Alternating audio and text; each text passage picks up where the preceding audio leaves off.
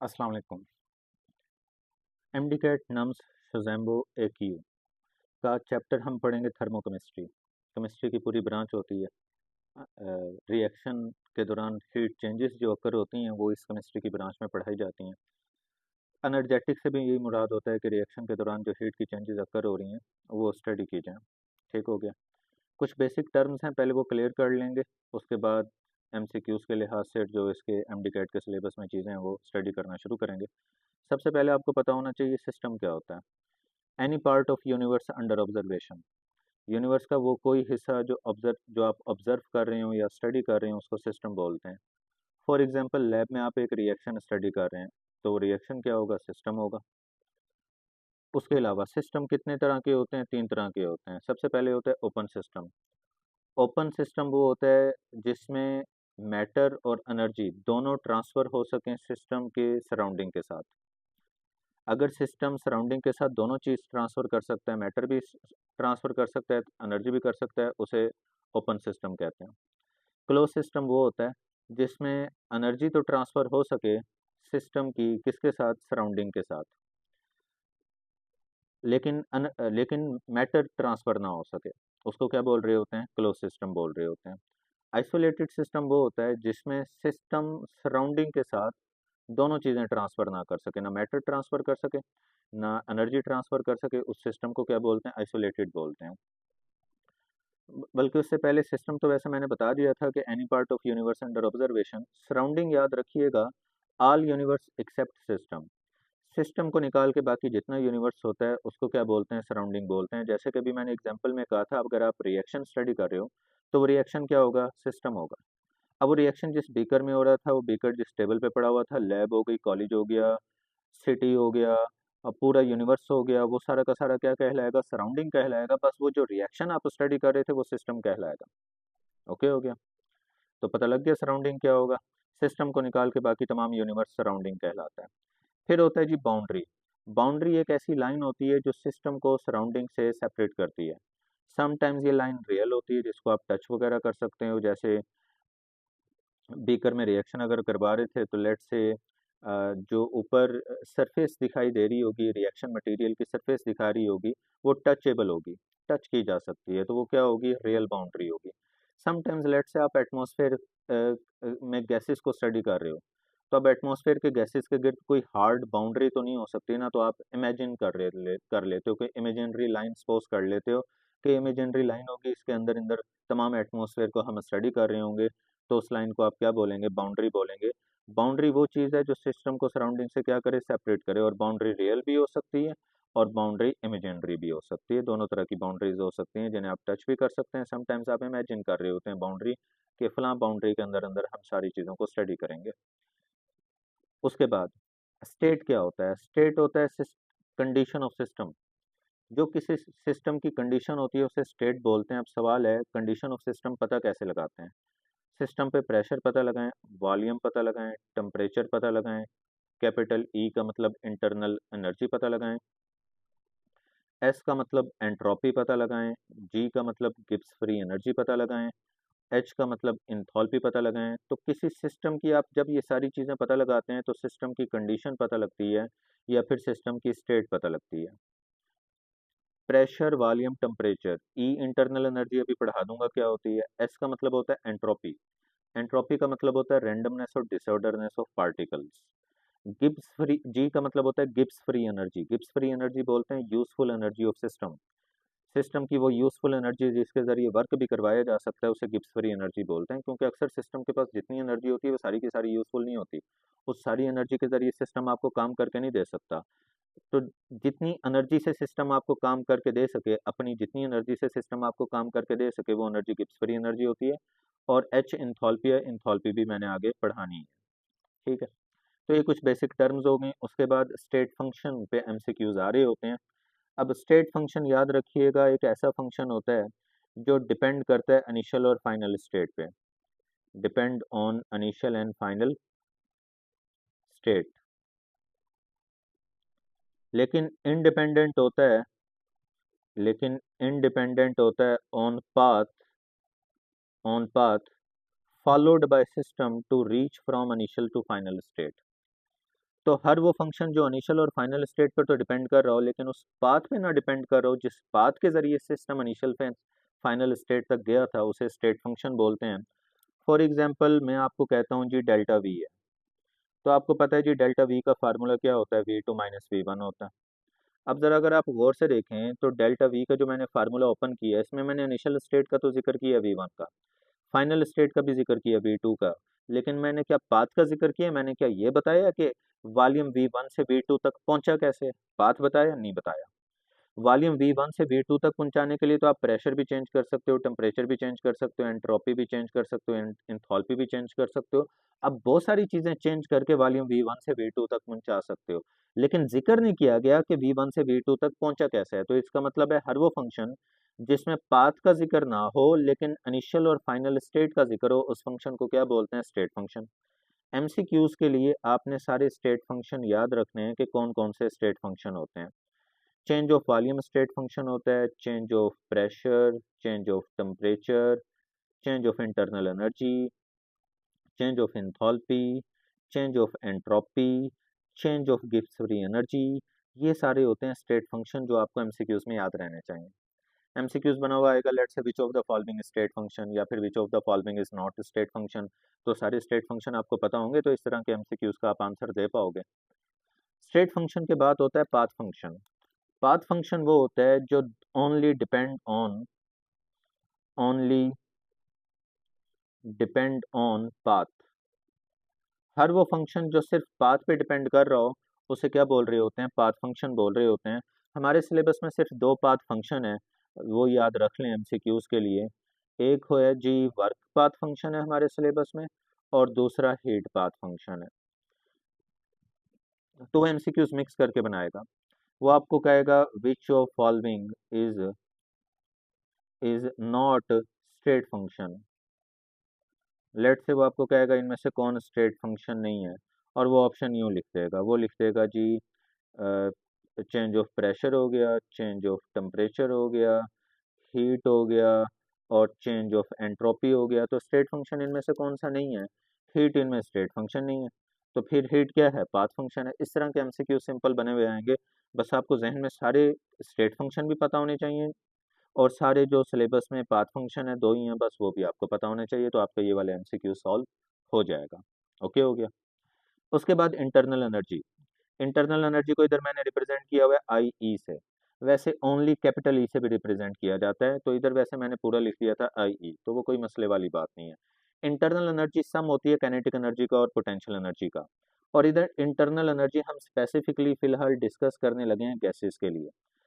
Gases भी कह सकते हैं, आइडियल गैसेस कह लें। अब जो काइनेटिक एनर्जी होती है वो काइनेटिक एनर्जी किसकी वजह से होती है, गैस के मालिक्यूल्स की मोशन की वजह से होती है, गैस के मालिक्यूल की मोशन की वजह से। अब गैस के जो मोनोएटॉमिक मालिक्यूल्स होते हैं, मोनोएटॉमिक मालिक्यूल सारी नोबल गैसेस के मोनोएटॉमिक मालिक्यूल्स ही होते हैं। उन मोनोएटॉमिक मालिक्यूल्स की ट्रांसलेशनल मोशन होती है। अब एक एक मालिक्यूल है ना, लेट से हीलियम मोनोएटॉमिक मालिक्यूल है, ये एक सिंगल मालिक्यूल घूम रहा है। अब ये मालिक्यूल ट्रांसलेशनल मोशन शो करेगा। ट्रांसलेशनल मोशन का मतलब होता है कि पार्टिकल रोटेट नहीं करेगा, रोटेट किए बगैर एक ऐसे पाथ में मूव करेगा जो पाथ लीनियर भी हो सकता है, जो पाथ रैंडम भी हो सकता है, जो पाथ सर्कुलर भी हो सकता है। क्योंकि ट्रांसलेशनल मोशन की तीन टाइप्स फिर पढ़ाई जा रही होती हैं, लीनियर मोशन भी पढ़ाई जा रही होती है, और रैंडम मोशन भी पढ़ाई जा रही होती है, और सर्कुलर मोशन भी पढ़ाई जा रही होती है।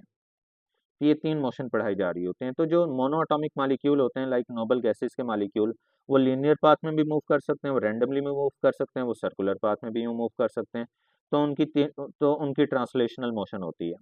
लेकिन अगर आप गैसेस के ले लो diatomic molecule like hydrogen का H2 मालिक्यूल, तो याद रखो जब इस H2 को ओपन करके इस तरह बॉन्ड बना के लिखते हैं ना, तो पहला हाइड्रोजन का एटम जो होता है वो दूसरे हाइड्रोजन एटम के गिर्द वाइब्रेट कर रहा होता है। ये फर्स्ट हाइड्रोजन एटम, ये सेकंड, दोनों एक दूसरे के गिर्द वाइब्रेट कर रहे होते हैं, दरमियान में बॉन्ड के दरमियान वाइब्रेशन होती है। तो गैसेस के जो डाई एटॉमिक मालिक्यूल्स होते हैं उनमें वाइब्रेशनल मोशन भी क्या कर रही होती है, एग्जिस्ट कर रही होती है। उसके बाद अगर आप ले लें polyatomic molecule like polyatomic molecule आपने ले लिया बोरॉन ट्राइफ्लोराइड। कौन सा ले लिया पॉलीएटॉमिक मालिक्यूल, बोरॉन ट्राइफ्लोराइड। तो इसमें रोटेशनल मोशन होती है। रोटेशनल मोशन कैसे होती है कि बोरॉन और बोरोन जो होगा उसके गिर्द ये फ्लोरीन ना रोटेट कर रहा होगा, इस तरह बॉन्ड के गिर्द ना इस तरह रोटेट करने लगा होगा। बोरोन इधर ठहरा हुआ है, फ्लोरीन जो है ना इसके गिर्द इस तरह रोटेट करने लगा हुआ है, जिसको आप यूं सर्कल बना के भी शो करवा सकते हैं। ये मैंने एक सर्कल बना दिया रोटेशन का, कि इनके दरमियान में रोटेशन हो रही है। ओके हो गया। तो रोटेशनल मोशन होती है जी पॉलीएटॉमिक मालिक्यूल में, ये पॉलीएटॉमिक मालिक्यूल ही था। ये पॉलीएटॉमिक में कौन सा मालिक्यूल था? टेट्राटॉमिक मालिक्यूल था, जिसमें रोटेशनल मोशन थी। ट्राई एटॉमिक भी हो सकते हैं, पेंटाटॉमिक भी हो सकते हैं, पॉलीएटॉमिक में वो सारे आ जाते हैं। तो ये तो हो गई जी काइनेटिक एनर्जी की बात हो गई गैस के मालिक्यूल्स की। फिर आ जाए जी पोटेंशियल एनर्जी। अब फिजिक्स तो आमतौर पे ये कंसेप्ट देती है कि पोटेंशियल एनर्जी किसकी वजह से होती है? बॉडी की पोजीशन की वजह से। केमिस्ट्री में भी यही कॉन्सेप्ट है। पोटेंशियल एनर्जी होती है पार्टिकल्स की पोजीशन की वजह से। अब लेकिन याद रखें, ये दो पार्टिकल हैं, अगर ये दो पार्टिकल पहले इस पोजीशन पे ठहरे हुए हैं, बाद में इन्होंने अपनी पोजीशन चेंज कर ली और एक दूसरे से दूर हो गए। जब पार्टिकल अपनी पोजीशन चेंज करते हैं ना, तो उनके दरमियान फोर्सेज ऑफ अट्रैक्शन और फोर्सेज ऑफ रिपल्शन भी चेंज हो जाती हैं। तो पार्टिकल्स जब अपनी पोजीशन चेंज करेंगे, अट्रैक्शन और रिपल्शन चेंज हो जाएगी। अगर अट्रैक्शन रिपल्शन चेंज होगी तो हम कहेंगे पोटेंशियल एनर्जी चेंज हो गई। केमिस्ट्री में इस वक्त इसी वजह से मैं जब केमिस्ट्री आपको पढ़ा रहा होता हूँ ना, तो बार बार मैं पोटेंशियल एनर्जी का कॉन्सेप्ट जो समझा रहा होता हूँ, वो फोर्सेज ऑफ अट्रैक्शन और रिपल्शन के थ्रू समझा रहा होता हूँ। तो इन शॉर्ट याद रखें, पोटेंशियल एनर्जी डायरेक्टली तो किस पे डिपेंड करेगी? पोजीशन पे। लेकिन जब पोजीशन चेंज होगी तो अट्रैक्शन और रिपल्शन चेंज हो जाएंगी और पार्टिकल की पोटेंशियल एनर्जी भी चेंज हो जाएगी। फिर फर्दर इसमें ये तरतीब आपने याद रखनी है। याद रखिएगा कि अगर फोर्सेस ऑफ अट्रैक्शन इंक्रीज हो तो सिस्टम अपनी पोटेंशियल एनर्जी करता है कम, और सिस्टम पोटेंशियल एनर्जी कम करके स्टेबिलिटी अपनी बढ़ा लेता है।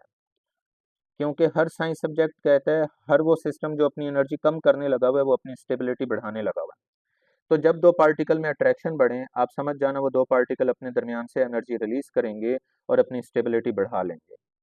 लेकिन अगर दो पार्टिकल्स के दरमियान में रिपल्शंस बढ़े तो उनकी पोटेंशियल एनर्जी भी बढ़ती है, और पोटेंशियल एनर्जी अगर बढ़ेगी तो उनकी स्टेबिलिटी क्या हो जाएगी? कम हो जाएगी। तो इसका मतलब है फोर्सेस ऑफ रिपल्शंस बढ़े, स्टेबिलिटी कम हो जाती है। रिपल्शंस बढ़े, स्टेबिलिटी कम, और रिपल्शन बढ़े तो पोटेंशियल एनर्जी ज़्यादा हो जाती है। ये रिलेशन आपके जहन में, ये कॉन्सेप्ट याद रहने चाहिए। उसके बाद होता है जी वर्क डन। वर्क डन आपने फिजिक्स में तो पढ़ा होगा, it is a dot product of force and displacement. लेकिन हम ये स्पेसिफिकली स्टडी करने लगे हैं वर्क डन गैसेस के लिए। गैसेस के लिए वर्क डन फोर्स और डिस्प्लेसमेंट की फॉर्म में नहीं पढ़ाया जाता, प्रेशर और वॉल्यूम की फॉर्म में पढ़ाया जाता है। तो सुने, इस फार्मूले को आपने कन्वर्ट कर लेना है। आपने प्रेशर का फार्मूला तो पढ़ा हुआ होगा, force per unit area. Area divide हो रहा है, इधर ला के प्रेशर से मल्टीप्लाई कर दें तो force can also defined as product of pressure and area. तो फोर्स प्रेशर एरिया के इक्वल आ गई। तो ये फोर्स जो प्रेशर एरिया वो आप इधर पुट कर दें फोर्स की जगह पी ए, और आगे आ जाएगा डिस्प्लेसमेंट। अब गौर से सुने, वॉल्यूम के अंदर कितनी लेंथ, सॉरी, एरिया के अंदर कितनी लेंथ होती है? दो लेंथ होती हैं। इसी वजह से एरिया के यूनिट में हमेशा स्क्वायर होता है, metre square, decimetre square, millimetre square, क्योंकि एरिया में दो लेंथ। डिस्प्लेसमेंट खुद भी लेंथ है। टोटल कितनी लेंथ इधर मौजूद है? तीन लेंथ मौजूद है। इन तीन लेंथ को बोला जाता है जी वॉल्यूम। तीन लेंथ किसके अंदर होती है? वॉल्यूम। इसलिए वॉल्यूम के यूनिट में हमेशा क्यूब होता है, metre cube, decimetre cube, centimetre cube, millimetre cube. Volume में चूंकि तीन लेंथ होती हैं, तो आप याद रखिएगा product of area and displacement is equal to volume. तो इसकी जगह मैंने वॉल्यूम लिख दिया। अब गैसेस के बारे में ये होता है कि गैसेस का जब वॉल्यूम आप करवाओगे चेंज, तो वो वॉल्यूम चेंज करके वर्क करती हैं। तो गैसेस के बारे में वर्क कैसे पढ़ाया जाता है? प्रेशर और वॉल्यूम के जरिए पढ़ाया जाता है कि गैसेस पे प्रेशर कम या ज़्यादा करो, उनका वॉल्यूम कम या ज़्यादा होगा, और गैस क्या एग्जर्ट करेगी, गैस क्या करेगी? वर्क करेगी। अब अब अगर गैस जो है वो सराउंडिंग पे वर्क कर रही है, गैस क्या होगी? सिस्टम। क्योंकि आप वो स्टडी कर रहे होगे ना, तो गैस क्या होगी? सिस्टम। तो अगर गैस सराउंडिंग पे वर्क करती है तो वर्क के साथ कौन सा सिंबल डालना है? नेगेटिव का सिंबल डालना है। और अगर work done on system by surrounding, अगर सराउंडिंग सिस्टम पे वर्क कर रही है तो वर्क के साथ कौन सा सिंबल आएगा? पॉजिटिव का सिंबल। तो आगे मैंने ये टॉपिक पढ़ाना भी है, एमसीक्यूज में भी याद रखना। सिस्टम सराउंडिंग पे वर्क करे तो सिंबल नेगेटिव, और अगर सराउंडिंग सिस्टम के ऊपर वर्क करे तो सिंबल क्या आता है? पॉजिटिव आता है। ये आपने पॉइंट्स छोटे छोटे याद रखने हैं। ओके हो गया। हम्म।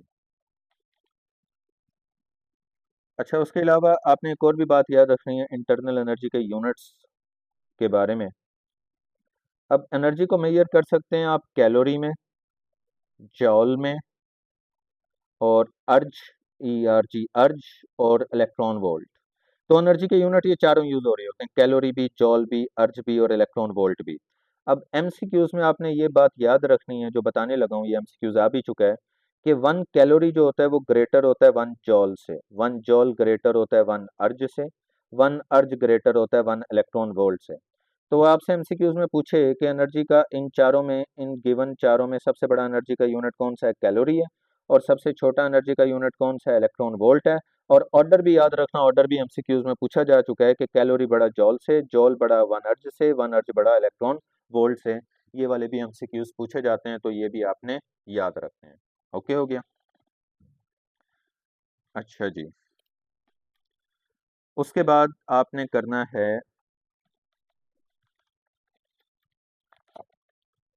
आपने करना है एक्सो और एंडो के जितने एमसीक्यूज आएंगे वो सारे एमसीक्यूज आपने तैयार करने हैं। काफ़ी एमसीक्यूज इसमें से पूछे जाते हैं, एग्जाम्पल्स पूछी जाती हैं, और बहुत सारे पॉइंट्स जो मैंने साथ लिखे हुए हैं वो पूछे जा रहे होते हैं। तो अब बात आपने जी अब गौर से समझनी है कि कौन कौन से एमसीक्यूज इसमें पूछे जाते हैं। ये जो मैं ग्राफ आपको दिखाने लगा हूँ, ये ग्राफ मैं आपको ऑलरेडी पढ़ा चुका हूँ, रिएक्शन कैनेटिक्स। रिएक्शन कैनेटिक्स की मैंने थ्योरी पढ़ाई थी, कुलियन थ्योरी और एक्टिवेशन, उसमें यहाँ पर पढ़ा चुका हूँ ग्राफ।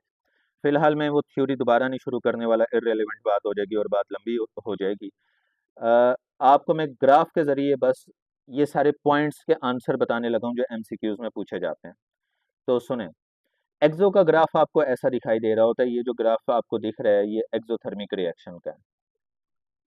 ठीक है, एक्सोथर्मिक रिएक्शन में रिएक्टेंट अपनी जितनी पोटेंशियल एनर्जी बढ़ा के एक्टिवेटेड कॉम्प्लेक्स बनाते हैं, रिएक्टेंट अपनी जितनी पोटेंशियल एनर्जी बढ़ा के एक्टिवेटेड कॉम्प्लेक्स बनाते हैं, जब वो एक्टिवेटेड कॉम्प्लेक्स प्रोडक्ट में कन्वर्ट होता है, तो जितनी एनर्जी बढ़ी थी उतनी तो वो यहाँ तक रिलीज कर लेता है, जहाँ पे मैंने डॉट डाला है वहां तक रिलीज कर लेता है। लेकिन प्रोडक्ट बनाते हुए एक्सो में वो एक्स्ट्रा अमाउंट भी एनर्जी की रिलीज करता है अपने अंदर से, जिसे डेल्टा एच से रिप्रेजेंट कर रहे होते हैं। तो याद रखिएगा कि एक्सो में रिएक्टेंट ने अपने अपनी पोटेंशियल एनर्जी बढ़ाई, एक्टिवेटेड कॉम्प्लेक्स, एक्टिवेटेड कॉम्प्लेक्स जब प्रोडक्ट में आ रहा था तो जितनी एनर्जी यहाँ से यहाँ तक बढ़ी थी उतनी तो यहाँ से यहाँ तक रिलीज हो गई, डॉट डॉट तक। फिर प्रोडक्ट तो नीचे आ चुका है, इसका मतलब है प्रोडक्ट तो एक्स्ट्रा अमाउंट में एनर्जी रिलीज करके पोटेंशियल लेवल में नीचे आ चुका है। तो ऐसे रिएक्शन को कौन सा रिएक्शन बोलते हैं, एक्सो बोलते हैं। और अब इस ग्राफ के जरिए हमने इन सारे एमसीक्यूज को सॉल्व करना है। तो सुने जी, सबसे वो पहले पूछेगा एक्सो में हीट जो होती है, वो हीट क्या हो रही होती है, आप कहेंगे जी एक्सो में हीट रिलीज हो रही होती है। उसके बाद वो पूछेगा जी डेल्टा एच, बड़ा आसान है, डेल्टा एच का सिंबल क्या होगा, नेगेटिव होगा। फिर वो कहेगा हीट का फ्लो कहाँ से कहाँ होता है, आपने कहना है एक्सो में हीट का फ्लो सिस्टम से सराउंडिंग की तरफ होता है, सिस्टम से सराउंडिंग की तरफ होता है। सिस्टम क्या होगा, रिएक्शन होगा जो आप करवा रहे होगे, वो अपनी हीट निकाल के सराउंडिंग को दे रहा होगा। अब सोच के देखो, अगर सिस्टम हीट निकाली जा रहा है तो सिस्टम का टेम्परेचर जो होगा वो टेम्परेचर क्या होना चाहिए, डिक्रीज। क्योंकि सिस्टम तो अपने अंदर से हीट निकाल रहा है, तो सिस्टम का टेम्परेचर क्या होना चाहिए, डिक्रीज। सिस्टम हीट निकाल के देने किसको लगा हुआ है, सराउंडिंग को, तो सराउंडिंग का टेम्परेचर फिर क्या होना चाहिए, इंक्रीज। तो एमसीक्यूज में याद रखना, जितने भी एक्सोथर्मिक रिएक्शंस होते हैं उन एक्सो में सिस्टम का टेम्परेचर ड्रॉप हो रहा होता है और सराउंडिंग का टेम्परेचर इंक्रीज हो रहा होता है। और सिस्टम अपनी हीट निकाल निकाल के किसको दिए जा रहा होता है, सराउंडिंग को दिए जा रहा होता है। ठीक है, एक और भी बात याद रखिएगा, अब चूंकि सिस्टम अपने अंदर से हीट निकालने लगा हुआ है, हीट निकाल रहा है, वो अपनी हीट कम कर रहा है, तो याद रखना सिस्टम की स्टेबिलिटी बढ़ रही होगी, सिस्टम ज़्यादा स्टेबल हो रहा होगा, क्योंकि वो अपने अंदर से एनर्जी निकाल रहा है, तो सिस्टम की स्टेबिलिटी बढ़ रही होगी। लेकिन वो एनर्जी निकल के जा कहाँ पे रही है, सराउंडिंग में, तो याद रखना सराउंडिंग की जो स्टेबिलिटी होगी वो डिक्रीज हो रही होगी, क्योंकि सराउंडिंग में एनर्जी जा रही है ना, जहाँ पे एनर्जी जा रही होती है उस चीज़ की स्टेबिलिटी कम हो जाती है। अच्छा, ये एमसीक्यूज हो गया। उसके बाद potential energy and potential level of product, जरा गौर से देखो, एक्सो में जो प्रोडक्ट का ग्राफ है वो नीचे आया हुआ है, और रिएक्टेंट का ग्राफ ऊंचा है, देख रहे हो, रिएक्टेंट ऊंचे लेवल पे ठहरा हुआ है और प्रोडक्ट निचले लेवल पे आया हुआ है। तो एक्सो में याद रखना पोटेंशियल लेवल ऑफ प्रोडक्ट जो होता है वो लो होता है, और पोटेंशियल लेवल ऑफ रिएक्टेंट जो दिखाई देता है वो हाई दिखाई देता है, जैसे कि इस ग्राफ में रिएक्टेंट का पोटेंशियल लेवल हाई है और प्रोडक्ट का लो है। अच्छा, जिसका पोटेंशियल लेवल लो हो या जिसकी पोटेंशियल एनर्जी लो हो, याद रखना उसकी स्टेबिलिटी क्या होती है, ज्यादा। तो हर एक्सो में प्रोडक्ट ज्यादा स्टेबल होते हैं और रिएक्टेंट जो होते हैं वो लेस स्टेबल होते हैं। फिर वो बात पूछेगा एक्सो में किसके बॉन्ड स्ट्रांग होते हैं। अब ये देखो, मैंने बताया एक्सो का प्रोडक्ट निचले पोटेंशियल लेवल पे आ चुका है और स्टेबल हो चुका है, प्रोडक्ट लो पोटेंशियल लेवल पे आ चुका है और क्या हो चुका है, स्टेबल। जो चीज स्टेबल हो जाए ना तो उसके बॉन्ड स्ट्रांग होते हैं, और स्टेबल कौन हुआ था, प्रोडक्ट, तो प्रोडक्ट के बॉन्ड स्ट्रांग होंगे। लेस स्टेबल कौन है, रिएक्टेंट, तो रिएक्टेंट के बॉन्ड्स क्या होंगे, वीक होंगे। रिएक्टेंट के बॉन्ड्स क्या होंगे, वीक होंगे।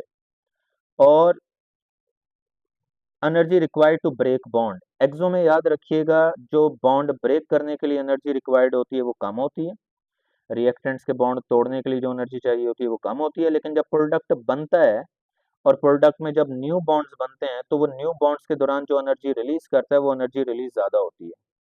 मतलब प्रोडक्ट की रिलीज की गई एनर्जी ज्यादा होती है और रिएक्टेंट की बॉन्ड ब्रेक करने के लिए एनर्जी क्या होती है, कम होती है। इसी वजह से रिएक्शन जो हो चुका होता है एक्सो, एक्सो में वो पूछेगा बॉन्ड फॉर्मेशन की एनर्जी रिलीज ज्यादा, बॉन्ड ब्रेक के लिए एनर्जी लेस रिक्वायर्ड होती है। अच्छा, उसके बाद अगर फर्ज कर लें ये जो रिएक्शन था जिसका ग्राफ बना हुआ है, अगर ये रिएक्शन होता है रिवर्सिबल, तो रिएक्टेंट को एक्टिवेटेड कॉम्प्लेक्स तक पहुंचने के लिए जो एनर्जी चाहिए होती है उसे बोलते हैं एक्टिवेशन एनर्जी ऑफ फॉरवर्ड, और प्रोडक्ट को एक्टिवेटेड कॉम्प्लेक्स तक पहुंचने के लिए जो एनर्जी चाहिए होती है उसे बोलते हैं एक्टिवेशन एनर्जी ऑफ बैकवर्ड। अब फॉरवर्ड के लिए एक्टिवेशन एनर्जी की पीक है इधर से लेके इधर तक, यहां से यहां तक, इतनी पीक है फॉरवर्ड की। तो इसका मतलब है फॉरवर्ड की एक्टिवेशन की पीक कम है तो फॉरवर्ड की एक्टिवेशन एनर्जी लेस होगी, पीक छोटी है ना, लेस होगी। बैकवर्ड में प्रोडक्ट को इधर से लेके यहाँ तक आना पड़ेगा, बहुत ज्यादा है एनर्जी, इधर से लेके इधर तक पहुंचना है, बैकवर्ड की एक्टिवेशन एनर्जी क्या होगी, ज्यादा होगी। तो सोच के देखें, अगर बैकवर्ड की एक्टिवेशन एनर्जी ज्यादा है तो बैकवर्ड वाला तो डिफिकल्ट होना चाहिए रिएक्शन, क्योंकि उसकी एक्टिवेशन एनर्जी ज्यादा है। और अगर फॉरवर्ड की एक्टिवेशन एनर्जी कम है तो फॉरवर्ड वाला तो फिर इजी होना चाहिए। ऐसा है कि नहीं है। उसके बाद उसके बाद एक्टिवेशन एनर्जी का फार्मूले क्या होंगे, अब गौर से देखो। कोई जरा सोच के बताओ कि एक्टिवेशन एनर्जी ऑफ बैकवर्ड का अगर फार्मूला बनाना हो तो बैकवर्ड ये है पीक इतनी बड़ी, बैकवर्ड के लिए आपको डेल्टा एच प्लस करना पड़ेगा ई ए में। तो आप इधर से लेके इधर तक और यहाँ से लेके यहाँ तक दोनों एनर्जी प्लस कर दें तो बैकवर्ड की एक्टिवेशन एनर्जी पता लगेगी, बैकवर्ड की एक्टिवेशन एनर्जी पता लगेगी अगर आप डेल्टा एच और ई ए को प्लस कर दें। अब ई ए किसके इक्वल होगा, ये वाला ई ए इक्वल होता है एक्टिवेशन एनर्जी ऑफ फॉरवर्ड के, क्योंकि जितनी इसकी इसकी हाइट है उतनी ही फॉरवर्ड की एक्टिवेशन एनर्जी की हाइट है। तो आप, मैं इधर ये भी लिख सकता हूँ कि बैकवर्ड की अगर एक्टिवेशन एनर्जी निकालनी है तो फॉरवर्ड की एक्टिवेशन एनर्जी में डेल्टा एच प्लस कर दें। फिर अगर डेल्टा एच का फार्मूला बनाना है, डेल्टा एच का फार्मूला आपने बनाना है, तो प्लस की फॉरवर्ड की एक्टिवेशन एनर्जी इधर लाके क्या कर दें, माइनस की, तो डेल्टा एच का फार्मूला बना हुआ आ जाएगा, ये प्लस इधर आके माइनस हो गया, ये बन जाएगा बैकवर्ड माइनस फॉरवर्ड। ये सारे वो एमसीक्यूज होते हैं जो पूछे जा रहे होते हैं आपसे एक्सो के बारे में। एक एक एमसीक्यूज जितने आए हैं आज तक कहीं पे में सारे मैंने बताए हैं। एग्जाम्पल में जी, एक्सो की एग्जाम्पल याद रखना, कंडेंसेशन। कंडेंसेशन में गैस लिक्विड में कन्वर्ट होती है, जब वो लिक्विड में कन्वर्ट होती है इंटरमालिकुलर फोर्सेस स्ट्रॉन्ग हो जाती हैं, फोर्सेस अगर स्ट्रॉन्ग हो रही हो ना तो सिस्टम एनर्जी रिलीज करता है और एक्सो हो जाता है। फ्रीजिंग में लिक्विड किस में जा रहा होता है, सॉलिड में, जब लिक्विड सॉलिड में जाता है तो फोर्सेस ऑफ अट्रैक्शन स्ट्रॉन्ग हो जाती हैं, जिसकी वजह से सिस्टम एनर्जी रिलीज करता है और एक्सो। डेपोजिशन में गैस के मॉलिक्यूल डायरेक्टली सॉलिड में कन्वर्ट हो रहे होते हैं, अब गैस भी जब सॉलिड में डायरेक्टली जाता है तो इंटरमॉलिक्यूलर फोर्सेस स्ट्रॉन्ग होती हैं और सिस्टम एनर्जी रिलीज करता है। न्यूट्रलाइजेशन आगे भी मैंने पढ़ाना है, हर न्यूट्रलाइजेशन एक्सो होता है, हर कंबशन एक्सो होता है। रस्टिंग ऑफ आयरन में जब आयरन ऑक्सीजन से रिएक्ट करके रस्ट में कन्वर्ट हो रहा होता है, रस्ट में कन्वर्ट हो रहा होता है, ये क्वेश्चन बैलेंस नहीं है, बस मैंने ये बताना है कि जब वो रस्ट में कन्वर्ट होता है तो बॉन्ड ज्यादा स्ट्रॉन्ग बन जाते हैं। हालांकि रिएक्टेंट में बॉन्ड वीक होते हैं, लेकिन जो प्रोडक्ट बनता है तो प्रोडक्ट में बॉन्ड जो बन जाते हैं वो क्या बन जाते हैं, स्ट्रॉन्ग बन जाते हैं, जिसकी वजह से रिएक्शन जो होता है वो क्या हो जाता है, एक्सो हो जाता है। अब ये जितनी मैंने बातें पढ़ाई हैं, वैसे तो मैं एक्सप्लेन ग्राफ के जरिए भी इधर कर सकता हूँ, लेकिन अब देखो एंडो के बारे में बताओ, हीट रिलीज की बजाय क्या लिखोगे, एब्जॉर्ब। वैसे ही बता देता हूँ, वैसे ग्राफ भी हो सकता है, ऐसे भी देख लो, कुछ पॉइंट तो ऐसे ही हो जाएंगे। एंडो में डेल्टा एच की क्या होता है, पॉजिटिव होता है। सिस्टम से सराउंडिंग की बजाय सराउंडिंग से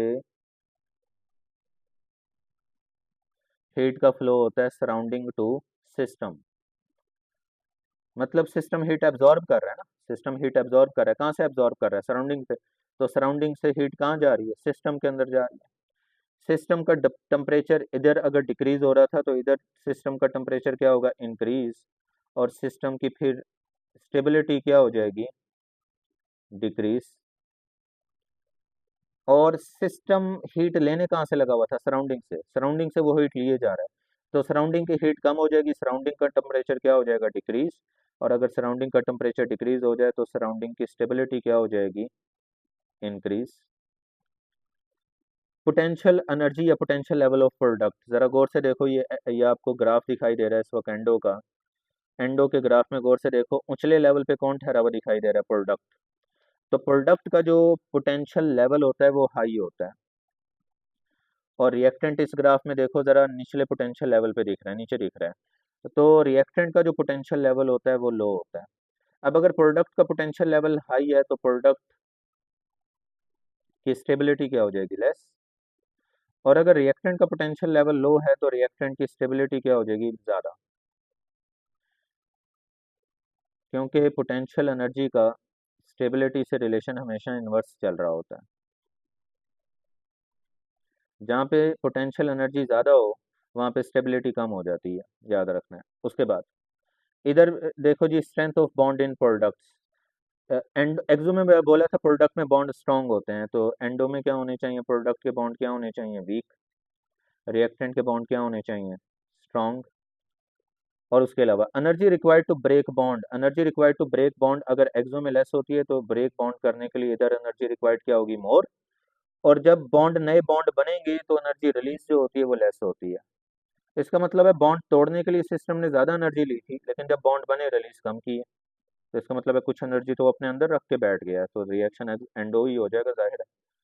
उसके बाद अब ग्राफ को गौर से देखें, रिएक्टेंट से एक्टिवेटेड कॉम्प्लेक्स तक पहुंचने के लिए जो एनर्जी चाहिए होती है उसे एक्टिवेशन एनर्जी ऑफ फॉरवर्ड बोलते हैं।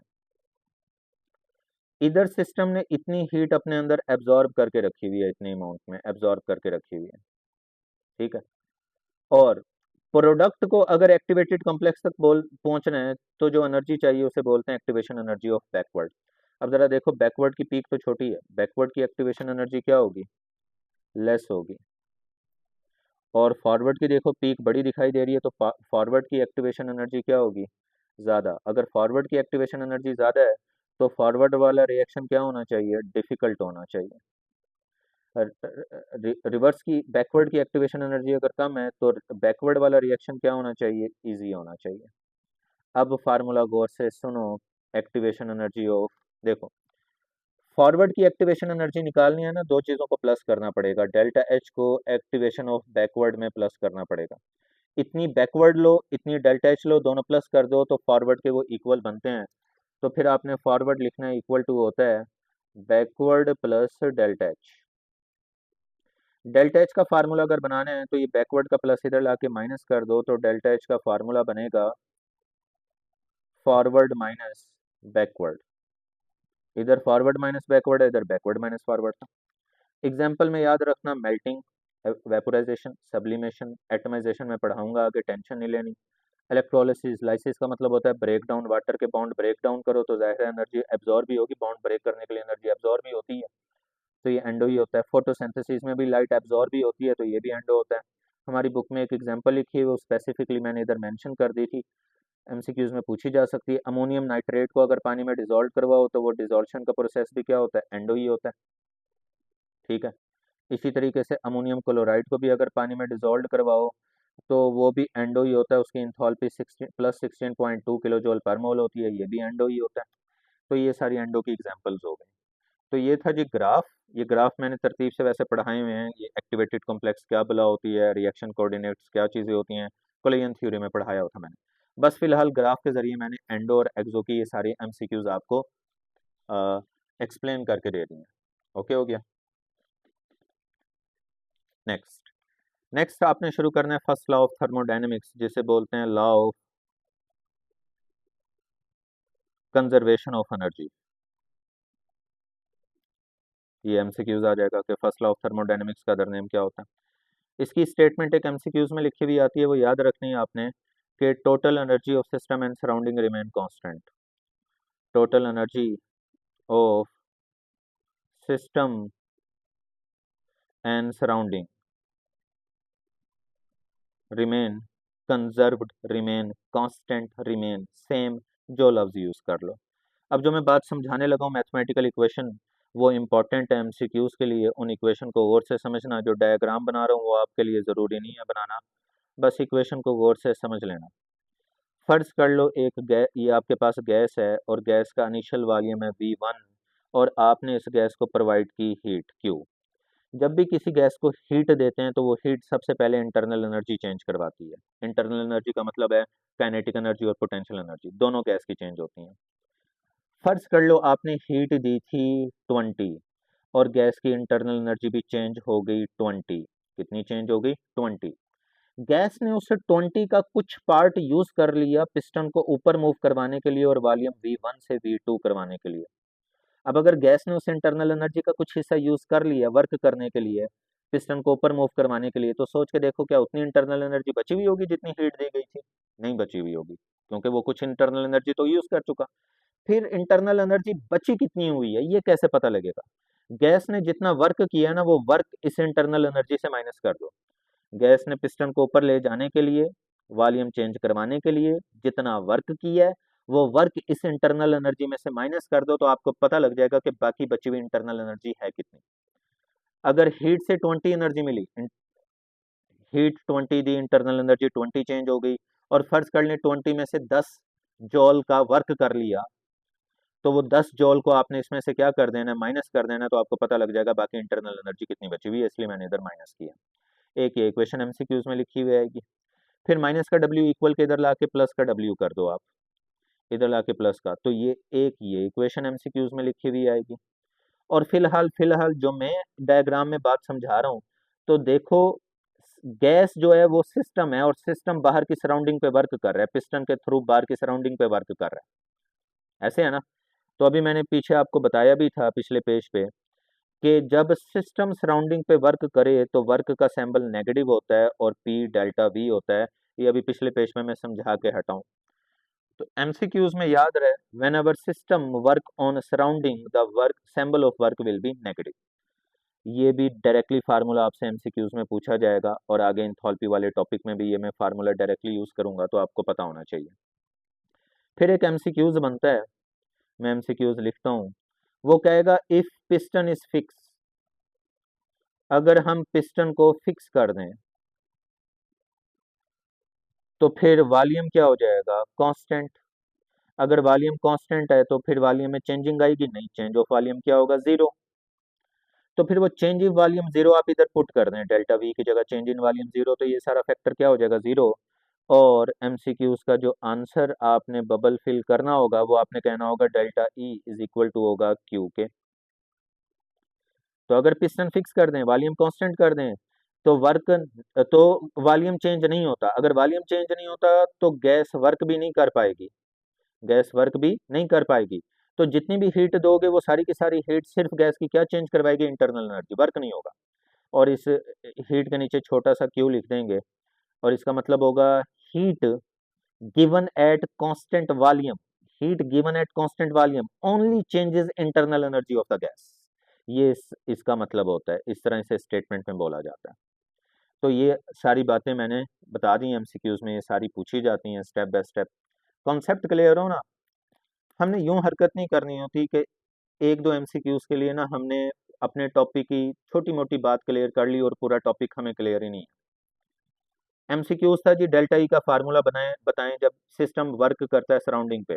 ये है जी डेल्टा ई का फार्मूला। अब बच्चे को सिर्फ ये डेल्टा ई का फार्मूला पता है, बाकी आगे पीछे की चीजें पूरी नहीं पता, पूरा कॉन्सेप्ट टॉपिक का नहीं पता, तो बाकी एमसीक्यूज तो बढ़ गए ना, वो तो नहीं पता लगेंगे फिर एमसीक्यूज। तो यूं हरकत नहीं करनी चाहिए कि एक दो एमसीक्यूज के लिए बातें जहन में क्लियर कर ली, टॉपिक को मिट्टी पाओ, टॉपिक जहन में क्लियर है कि नहीं उससे कोई फर्क नहीं पड़ता। भाई मैंने एक बात देखी है, बच्चे अक्सर मेरे पास लेके आते हैं, प्रीवियस पेपर्स लेके आते हैं सर, और प्रीवियस पेपर उन्होंने 2015 14 13 के उठाए होते हैं, 10 10 12 12 साल के प्रीवियस पेपर पुराने वाले डिस्कस कर रहे हैं। ओ भाई अपडेट हो चुका है एमसीक्यूज बैंक जो है, पता नहीं कितनी दफा अपडेट हो चुका है एमडी कैट का। उन एमसीक्यूज को मिट्टी पाए जिनके पीछे अब आप लगे हुए हैं। अब आप अपने टॉपिक्स क्लियर कर रखा करें और सोचा करें कि उन टॉपिक्स में नई नई कौन सी बात या नया नया कौन सा एमसीक्यूज बनाया जा सकता है। ये क्या पुट्ठी अजीब सी हरकत है कि आप 15 साल पुराने वाले एमसीक्यूज लगे हुए 15 साल 20 साल 25 साल। वो जो बुक्स छापने वाले भी हैं उन्होंने भी पैसे बनाने की खातिर 15 15 20 20 25 साल पुराने वाले एमसीक्यूज अंदर ठोक दिए हैं कि चलो पेजेस की तादाद ज्यादा हो जाए, बुक मोटी हो जाए, चलो चलती रहे बुक। सेंस बनती नहीं है। इतनी दफा एमसीक्यूज बैंक अपडेट हो चुका है, चीजें अपडेट हो चुकी हैं, चीजें बदल रही हैं, नई नई चीजें ऐड हो रही हैं, तो एमसीक्यूज बैंक अपडेट हो रहा है। तो आपको किसने कहा है वो पुरानी इतनी बातों को वो कर रहा होगा? तो अपना टॉपिक कंप्लीटली क्लियर रख के सोच ये होनी चाहिए कि इस टॉपिक में किस किस तरीके से नए तरीके से एमसीक्यूज बनाए जा सकते हैं, पूछे जा सकते हैं और आने के चांसेस हैं। एमडी कैट अब वो यूएचएस इतना बेवकूफ थोड़ी है शुजैम्बो एक यू क्या आपको वो पुराने प्रीवियस पेपर के एमसीक्यूज उठा उठा के दे दे इतने कंपटीशन के दौर में कि बच्चे चलो प्रीवियस पेपर तैयार करें और हो जाए। ये एक बात भी बच्चों की चलो ठीक है सर, प्रैक्टिस हो जाती है, प्रैक्टिस से कुछ बातें पता लग जाती हैं। लेकिन फिर वो अब अभी एक बच्चे ने मुझे एमसीक्यू सेंड किया हुआ है जी व्हाट्सएप पे, उसमें वो लेड सल्फेट की जो वैल्यू है पंजाब की टेक्स्ट बुक की वो आई हुई है लिख के, टेबल से वैल्यू लिख के है ना, उसको सॉल्व करना है एमसीक्यूज को, ना उसमें कोई कंसेप्ट है कुछ नहीं है, बस वो वैल्यू है जो लिखी हुई है। वो वैल्यू खत्म हो गई, वो बुक भी खत्म हो गई, वो वैल्यू भी खत्म हो गई। ऐसे एमसीक्यूज को मिट्टी डालें, अब वो वैल्यू नहीं पूछी जाती। उन एमसीक्यूज पे टाइम मत जाया कि यार सर ये वैल्यू कहाँ से आ गई है।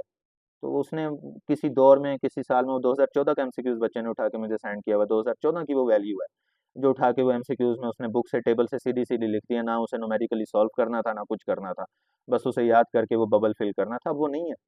अब जब वो नहीं है तो बुक ही नहीं है, ना वो टेबल रहा ना वो वैल्यू रही, तो क्यों उसके पीछे पड़े हुए हैं और मैसेजेस कर रहे हैं सर वो इतनी पुरानी वैल्यू है उसको क्या करें हम। तो खुद अकल से काम लिया करें। उसके बाद जी आपने करना है इंथॉल्पी। अब सुने, इंथॉल्पी कोई पूछे ना क्या होती है तो बड़ा सादा सा आपका जवाब होना चाहिए। आपने कहना है ये हीट कंटेंट ऑफ सिस्टम होती है, या सादा सा जवाब ये हीट होती है सिस्टम की। ये सिस्टम की क्या होती है? हीट। फिर बच्चे के जहन में आता है सर हीट को हीट ही क्यों नहीं बोल देते, इंथॉल्पी क्यों बोल रहे हैं? तो भाई हीट को इंथॉल्पी उस वक्त बोलते हैं जब किसी सिस्टम पे एक्सटर्नल प्रेशर या एटमॉस्फेरिक प्रेशर कांस्टेंट हो, या एटमॉस्फेरिक प्रेशर कांस्टेंट हो। तो हर वो सिस्टम जिस पे एक्सटर्नली एटमॉस्फेरिक प्रेशर कांस्टेंट है उस सिस्टम की हीट को या उस रिएक्शन की हीट को क्या बोला जाता है? इंथॉल्पी। मैथमेटिकली अच्छा इंथॉल्पी को रिप्रेजेंट तो करते हैं एच से। मैथमेटिकली ये सम होती है internal energy and pressure volume का, ये इसकी मैथमेटिकल फॉर्म होती है। अब इंथॉल्पी चूंकि स्टेट फंक्शन है तो इसमें डेल्टा फाइंड किया जाता है, चेंज ऑफ इंथॉल्पी फाइंड की जाती है। अब मेरी बात गौर से सुनना, मैंने सबके साथ डेल्टा तो लिख लिया क्योंकि चेंज ऑफ एंथैल्पी फाइंड होती है क्योंकि स्टेट फंक्शन है। अब गौर से देखें तो इधर डेल्टा के साथ दो वेरिएबल्स मल्टीप्लाई हो रहे हैं, एक प्रेशर वाला वेरिएबल है और एक वॉल्यूम वाला वेरिएबल है, दो वेरिएबल मल्टीप्लाई हो रहे हैं। जब भी डेल्टा के साथ दो वेरिएबल मल्टीप्लाई हो रहे हो तो मैथ का एक रूल अप्लाई किया जाता है जिसे बोलते हैं प्रोडक्ट रूल। प्रोडक्ट रूल कहता है कि first variable as such delta with second variable plus second variable as such delta with first variable, ये होता है प्रोडक्ट रूल। पहला variable as such delta with second, second variable as such delta with first, और ये आ गया। अब जैसे कि अभी मैंने बताया कि एंथैल्पी कांस्टेंट प्रेशर पे स्टडी करते हैं, तो अगर प्रेशर कांस्टेंट है तो चेंज ऑफ प्रेशर फिर क्या चल रहा होगा? जीरो। तो वो चेंज ऑफ प्रेशर आप इधर जीरो पुट करके देखो तो इन तो फार्मूला अपडेट होके ऐसा बना हुआ आपको मिल जाएगा delta E plus P delta we. ये वाला P 0 हो गया। अब ये वो फार्मूला है जो डायरेक्टली एमसीक्यूज में पूछा जाता है। इससे सुनो अब क्या क्या एमसीक्यूज बनना शुरू होंगे। वो आपसे पूछेगा जी, अगर हैं गैसेस, अगर क्या है गैसेस, तो गैसेस के केस में अगर आप गैसेस अगर सिस्टम से सराउंडिंग पे वर्क कर रही हो, तो इधर मैंने पढ़ाया डेल्टा ई किसके इक्वल होता है, डेल्टा ई इक्वल टू होता है Q minus P delta we के ना।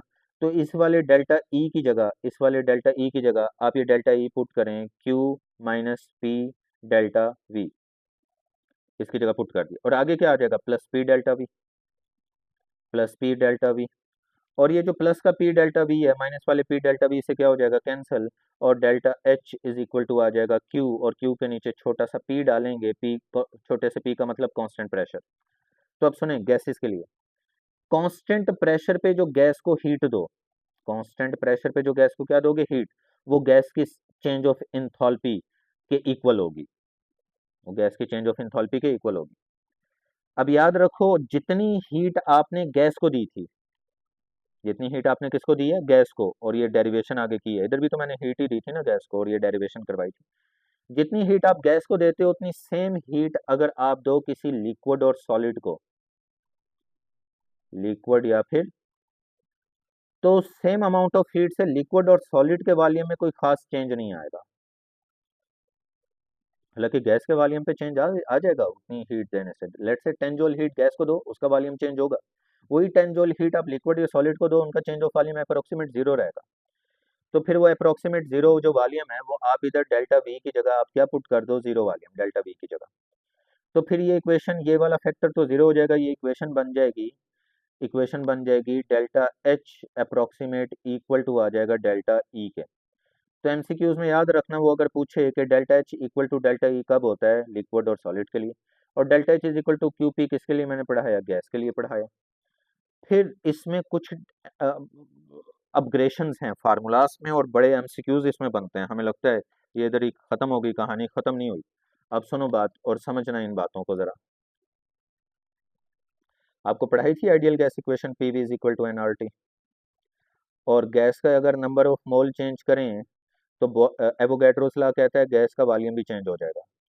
गैस के मोल्स चेंज करें तो गैस का वॉल्यूम भी चेंज हो जाएगा। ऐसे ये जो मैंने इक्वेशन इस वक्त आपको बना के दी है ये वाली, इसको आप पुट कर दो इक्वेशन नंबर 1 में, पुट कर दो इक्वेशन नंबर 1 में, तो आपके पास delta H is equal to delta E, और ये जो लिखा हुआ था पी डेल्टा वी, तो इस पी डेल्टा वी की जगह आपने लिखना है डेल्टा एन आर टी। और ये याद रखना गैसेस के लिए बात हो रही है, ये सारी स्टडी गैसेस के लिए, ये भी गैस, ये भी गैस, ये भी गैस, ये सारी स्टडी गैसेस के लिए। ये बात जहन में बिल्कुल क्लियर कॉन्सेप्ट रखना। अब सुनो इस पे एमसीक्यूज क्या क्या बन रहे होते हैं, और से बात सुनना मेरी। याद रखो 3 केसेस होते हैं इस पे, 3 तरह के एमसीक्यूज होते हैं, केस 1 2 और 3। पहला केस कि अगर प्रोडक्ट के मोल ज्यादा हो रिएक्टेंट के मोल से, और डेल्टा एन का फार्मूला भी याद रखना, डेल्टा एन का फार्मूला होता है number of mole of product minus number of mole of reactant. तो अगर कहीं पे एमसीक्यूज में कोई केमिकल इक्वेशन, उस केमिकल इक्वेशन में आप देख रहे हो प्रोडक्ट के मोल ज्यादा है रिएक्टेंट से, मतलब change of number of mole greater than है जीरो के, तो आप याद रखिएगा उस केमिकल इक्वेशन की डेल्टा एच की वैल्यू ग्रेटर देन होगी डेल्टा ई से, और डेल्टा एच जो है वो किसके इक्वल था क्यू पी के, और डेल्टा ई किसके इक्वल था क्यू वी के। तो इस केमिकल इक्वेशन की क्यू पी की वैल्यू क्यू वी से ज़्यादा होगी, ये पहला एमसीक्यूज होता है। एक रिएक्शन है जिसमें प्रोडक्ट के मोल ज़्यादा हैं, मैं वो लिख देता हूँ केस 1 का, नीचे रिएक्शन भी लिख देता हूँ। फॉर एग्जांपल मैंने क्या बोला है, प्रोडक्ट के मोल ज़्यादा है ना, तो ये लें जी PCl5 गैस की फॉर्म में होता है, और जब ये डिसोसिएट होता है तो PCl3 बनाता है जो कि गैस की फॉर्म में होता है, और क्लोरीन बनाता है जो कि गैस की फॉर्म में होता है। बताओ रिएक्टेंट के कितने मोल दिखाई दे रहे हैं 1, और प्रोडक्ट के कितने मोल दिखाई दे रहे हैं 2। तो इसका मतलब है प्रोडक्ट के मोल जो हैं वो ज़्यादा है रिएक्टेंट के मोल से, change of number of mole greater than zero है। तो आपने याद रखना है इस इक्वेशन की change of enthalpy change of internal energy से ज़्यादा होगी, और QP की वैल्यू QV से ज़्यादा होगी, ऐसी इक्वेशंस के लिए। ये एमसीक्यूज आ रहा होता है, इक्वेशन लिखी भी होती है और ये बात बतानी होती है। ना सिर्फ एमसीक्यूज इधर रुक जाता है, बल्कि अब देखो कि डेल्टा एन क्या निकलेगा, डेल्टा एन निकलेगा प्रोडक्ट माइनस रिएक्टेंट, और प्रोडक्ट की वैल्यू आपको कितनी लिखी हुई दिखाई दे रही है 2, रिएक्टेंट की वैल्यू कितनी लिखी हुई दिखाई दे रही है 1, तो 2 माइनस 1 1 आ जाएगा। तो इस फार्मूले में पुट करो, इस फार्मूले में लिखो, लिखो जी delta H is equal to delta E, और इस डेल्टा एन का मैंने आपको क्या आंसर निकाल के दिया 1, तो इस डेल्टा एन की जगह 1 मल्टीप्लाई आर टी क्या आ जाएगा आर टी। तो ये करेक्ट इक्वेशन बनेगी डेल्टा एच की इस केमिकल रिएक्शन के लिए। मैथ कहती है कि अगर आपने लिखा है ना delta H is equal to sum of delta E plus R T, तो डेल्टा ई की वैल्यू है फॉर एग्जांपल 2, आर टी की कंबाइन वैल्यू है फॉर एग्जांपल 3, 2 प्लस 3 किया तो डेल्टा एच का आंसर क्या आ गया 5। तो देखो क्या डेल्टा एच का आंसर बड़ा नहीं आया हुआ डेल्टा ई से, इधर मैंने लिखा था डेल्टा एच का आंसर बड़ा होगा डेल्टा ई से, तो ये देखो डेल्टा एच का आंसर बड़ा नहीं आया डेल्टा ई से। ऐसे है कि नहीं है? मैथमेटिकली सोचना है ना, कि डेल्टा ई 2 पुट कर दिया, आर टी की वैल्यू 3 पुट कर दी, प्लस किया तो डेल्टा एच का आंसर आया। अब डेल्टा एच का आंसर बड़ा ही तो आया हुआ है डेल्टा ई से। और एमसीक्यूज के ऑप्शन में याद रखना, इस इक्वेशन को रीअरेंज करके भी वो लिख सकता है, हो सकता है वो प्लस का डेल्टा ई इधर ला के माइनस का डेल्टा ई कर दे और is equal to R T बना दे, और कहे जी बताओ क्या ये इक्वेशन सही है इस केमिकल रिएक्शन के लिए, ये भी सही है, ये भी सही है, दोनों फॉर्म सही है। ठीक है। अगला केस, अगर प्रोडक्ट के मोल्स कम हो रिएक्टेंट के मोल से, मतलब डेल्टा एन जो है वो लेस देन हो जीरो से, तो याद रखना उस केमिकल रिएक्शन की डेल्टा एच जो होगी लेस होगी डेल्टा ई से, और उसकी क्यू पी भी लेस होगी क्यू वी से। और कोई ऐसा एमसीक्यूज में केमिकल रिएक्शन लिखा हुआ है जिसमें प्रोडक्ट के मोल इक्वल हैं रिएक्टेंट के मोल के, मतलब change of number of mole zero है, तो उस रिएक्शन के लिए याद रखना delta H equal to delta E होगा, और क्यू पी की value is equal to Q V के होगी। तो ये सारे एमसीक्यूज, ये सारे केसेस, इस तरह केमिकल इक्वेशन लिख के उनके डेल्टा एच के फार्मूले बनाना, और डेल्टा एच के फार्मूले उसको रीअरेंज करके एमसीक्यूज के ऑप्शन में लिखना, ये सारे तरह के एमसीक्यूज आपसे पूछे जाएंगे, तो इन सब पे आपको नजर रखनी पड़ेगी। बात पहले लग गई है? ओके हो गया। अच्छा, उसके बाद सुने जी, हमारे सिलेबस में enthalpy of reaction, formation, atomisation, neutralisation, combustion और सॉल्यूशन भी है। अब मैं जितने की पॉइंट्स लिखने लगा हूं ना वो एमसीक्यूज में आपने उन की पॉइंट्स को फॉलो करना है। सबसे पहले फॉर्मेशन देखें। अच्छा, अव्वल तो एक बात मैं बता दूं, ये जितने मैं सारी बातें पढ़ाऊंगा, जितने रिएक्शंस पढ़ाऊंगा, ये सारे रिएक्शंस होंगे स्टैंडर्ड टेम्परेचर पे। और ख्याल रहे, ये केमिकल रिएक्शन का स्टैंडर्ड टेम्परेचर जो होता है वो 25 सेल्सियस होता है, या 298 केल्विन बोलते हैं, या 77 फ़ारेनहाइट बोलते हैं, डिग्री फ़ारेनहाइट। ठीक है, तो याद रखना केमिकल रिएक्शन का स्टैंडर्ड टेम्परेचर जो होता है वो ये होता है। हालांकि मैंने गैसेस वाले चैप्टर में जो स्टैंडर्ड टेम्परेचर पढ़ाया था वो गैसेस के लिए 0 सेल्सियस पढ़ाया था, उसको इसके साथ मिक्स मत करना। उसको बोल रहे होते हैं एसटीपी, उसके लिए एब्रीवेशन एसटीपी यूज होता है गैसेस के लिए, इधर एसटीपी एब्रीवेशन नहीं यूज होता, इधर पूरा लफ्ज लिखा जाता है standard temperature and standard pressure, इधर पूरा लफ्ज लिखा जाता है। और इन केमिकल रिएक्शंस के लिए स्टैंडर्ड प्रेशर कितना होगा 1 एटीएम, जो कि किसके इक्वल होता है, एमसीक्यूज में 760 मिलीमीटर मरकरी भी लिखा हो सकता है, या फिर एमसीक्यूज में स्टैंडर्ड प्रेशर टॉर में भी लिखा हो सकता है, या फिर सेंटीमीटर मरकरी में भी लिखा हो सकता है। कंफ्यूज करने के लिए ना वो जानबूझ के कहेगा स्टैंडर्ड टेम्परेचर को फ़ारेनहाइट में दे देगा, स्टैंडर्ड प्रेशर को सेंटीमीटर मरकरी में। तो चेक, नज़र रखना कि ये सब आपस में इक्वल होते हैं और ये सब भी आपस में इक्वल होते हैं। गैसेस, ये प्रेशर के यूनिट मैंने गैसेस वाले चैप्टर में सारे प्रेशर के यूनिट्स आपको पढ़ाए थे, ये सारे यूनिट इक्वल पढ़ाए थे इस इसके, याद रखना। अब मैं नीचे जितनी बातें पढ़ाऊंगा वो इन पे हो रही होंगी, स्टैंडर्ड टेम्परेचर और प्रेशर पे। सुनो, स्टैंडर्ड इंथैल्पी ऑफ फॉर्मेशन क्या होती है, इस छोटे से ऊपर सर्कल का मतलब है स्टैंडर्ड, एफ का मतलब है फॉर्मेशन। अगर आप बनाओ एक मोल कंपाउंड, कंपाउंड किसे बोलते हैं, हेटेरोटॉमिक मॉलिक्यूल को, और वो कंपाउंड बनाओ एलिमेंट से, तो उस दौरान हीट एब्जॉर्ब भी हो सकती है, मतलब रिएक्शन एंडो भी हो सकता है, और उस दौरान हीट रिलीज भी हो सकती है और रिएक्शन एक्सो भी हो सकता है। तो अगर एक मोल कंपाउंड बनाया है एलिमेंट से, तो उस दौरान जो हीट एब्जॉर्ब या रिलीज होती है उस हीट को बोलते हैं standard enthalpy of formation. MCQs में नजर रखना, मैंने बोला था 1 मोल कंपाउंड, ये देखो 1 मोल कंपाउंड बना हुआ है, 1 mole carbon dioxide, 1 mole nitrogen dioxide, 1 मोल मैग्नीशियम ऑक्साइड, एक मोल बना हुआ है केमिकल इक्वेशन। और मैंने कहा था एलिमेंट से, देखो carbon element, oxygen element, nitrogen element, oxygen element, magnesium element, oxygen element. तो ये जो की पॉइंट मैंने इधर लिखा है वो की पॉइंट ये केमिकल रिएक्शन पे सेटिस्फाई अगर होगा तभी उन्हीं केमिकल रिएक्शन की इंथॉल्पी का स्टैंडर्ड इंथॉल्पी ऑफ फॉर्मेशन आप बोल पाओगे, वरना नहीं बोल पाओगे। मैं एक एग्जांपल देता हूँ। ये देखो मैंने बनाया जी कार्बन डाइऑक्साइड, 1 मोल बनाया, और मैंने बनाया जी कार्बन मोनोऑक्साइड लिया और हाफ मोल ऑक्सीजन लिया। कार्बन मोनो ने हाफ मोल ऑक्सीजन से रिएक्ट करके 1 मोल कार्बन डाइऑक्साइड बनाया। तो मैंने जो इधर की पॉइंट लिखा था 1 मोल कंपाउंड, वो 1 मोल कंपाउंड तो इधर लिखा हुआ है, लेकिन मैंने कहा था एलिमेंट से बनना चाहिए, लेकिन वो एलिमेंट की बजाय इधर कंपाउंड ही लिखा हुआ है। कार्बन मोनोऑक्साइड भी कंपाउंड होता है ना, हर हेटेरोएटॉमिक मॉलिक्यूल को कंपाउंड कह सकते हो। तो 1 मोल कंपाउंड कंपाउंड ही से बना है, तो क्या फिर इस रिएक्शन की इंथॉल्पी को स्टैंडर्ड इंथॉल्पी ऑफ फॉर्मेशन बोल सकते हो? नहीं बोल सकते। इस तरह वो एमसीक्यूज में कंफ्यूज करने के लिए गलत इक्वेशंस लिख के देगा। तो आपने याद रखना है कि उस सादे मोहतरम ने कहा था कि ये की पॉइंट पे नजर रखना है, 1 मोल कंपाउंड अपने एलिमेंट से बना होना चाहिए, तभी इंथॉल्पी को स्टैंडर्ड इंथॉल्पी ऑफ फॉर्मेशन बोलेंगे। अब एटमाइजेशन, एटमाइजेशन में 1 मोल गैसियस एटम्स बनाने होते हैं। की पॉइंट क्या क्या आया? 1 मोल आना चाहिए और गैस की फॉर्म में एटम्स होने चाहिए, और वो एटम्स या तो मालिक्यूल से बनाए जाएं या फिर वो एलिमेंट से बनाए जाएं। फॉर एग्जाम्पल ये बनाया जी 1 मोल गैसियस एटम, और किस मालिक्यूल से बनाया? हाइड्रोजन के मालिक्यूल से। तो इंथॉल्पी को क्या बोलोगे? एटमाइजेशन। और गौर से सुनो, मालिक्यूल से एटम बना रहे हो तो मालिक्यूल को जाहिर है तोड़ा ही होगा, मालिक्यूल में बॉन्ड तोड़े ही होंगे। बॉन्ड तोड़ने के लिए हमेशा हीट एब्जॉर्ब भी होती है। तो याद रखना एटमाइजेशन का हर प्रोसेस हमेशा एंडो ही होता है, कभी एक्सो नहीं होता। एमसीक्यूज में याद रखना ये हमेशा एंडो होता है। तो ये मालिक्यूल से मैंने 1 मोल गैसियस एटम बनाया। अगर मैं ले लूं एलिमेंट, लेट से मैंने सोडियम एलिमेंट लिया जो नेचुरली सॉलिड फॉर्म में होता है, और 1 मोल गैसियस एटम्स बनाए। इसकी स्टैंडर्ड इंथॉल्पी ऑफ एटमाइजेशन जो होती है वो होती है जी प्लस 108 किलो जूल पर मोल।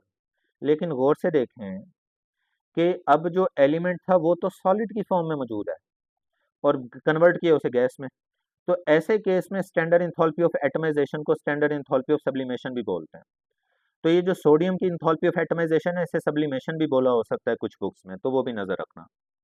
न्यूट्रलाइजेशन में देखो जी की पॉइंट होता है कि 1 मोल वाटर बनाना है, तब बनाना है जब 1 मोल H पॉजिटिव आयन एसिड से आए और 1 मोल OH नेगेटिव आयन बेस से आए, और वो जुड़ के 1 मोल वाटर बनाए। अब मेरी बात गौर से सुनो, H पॉजिटिव और OH नेगेटिव ने बॉन्ड बनाया होगा तभी तो वाटर बना होगा।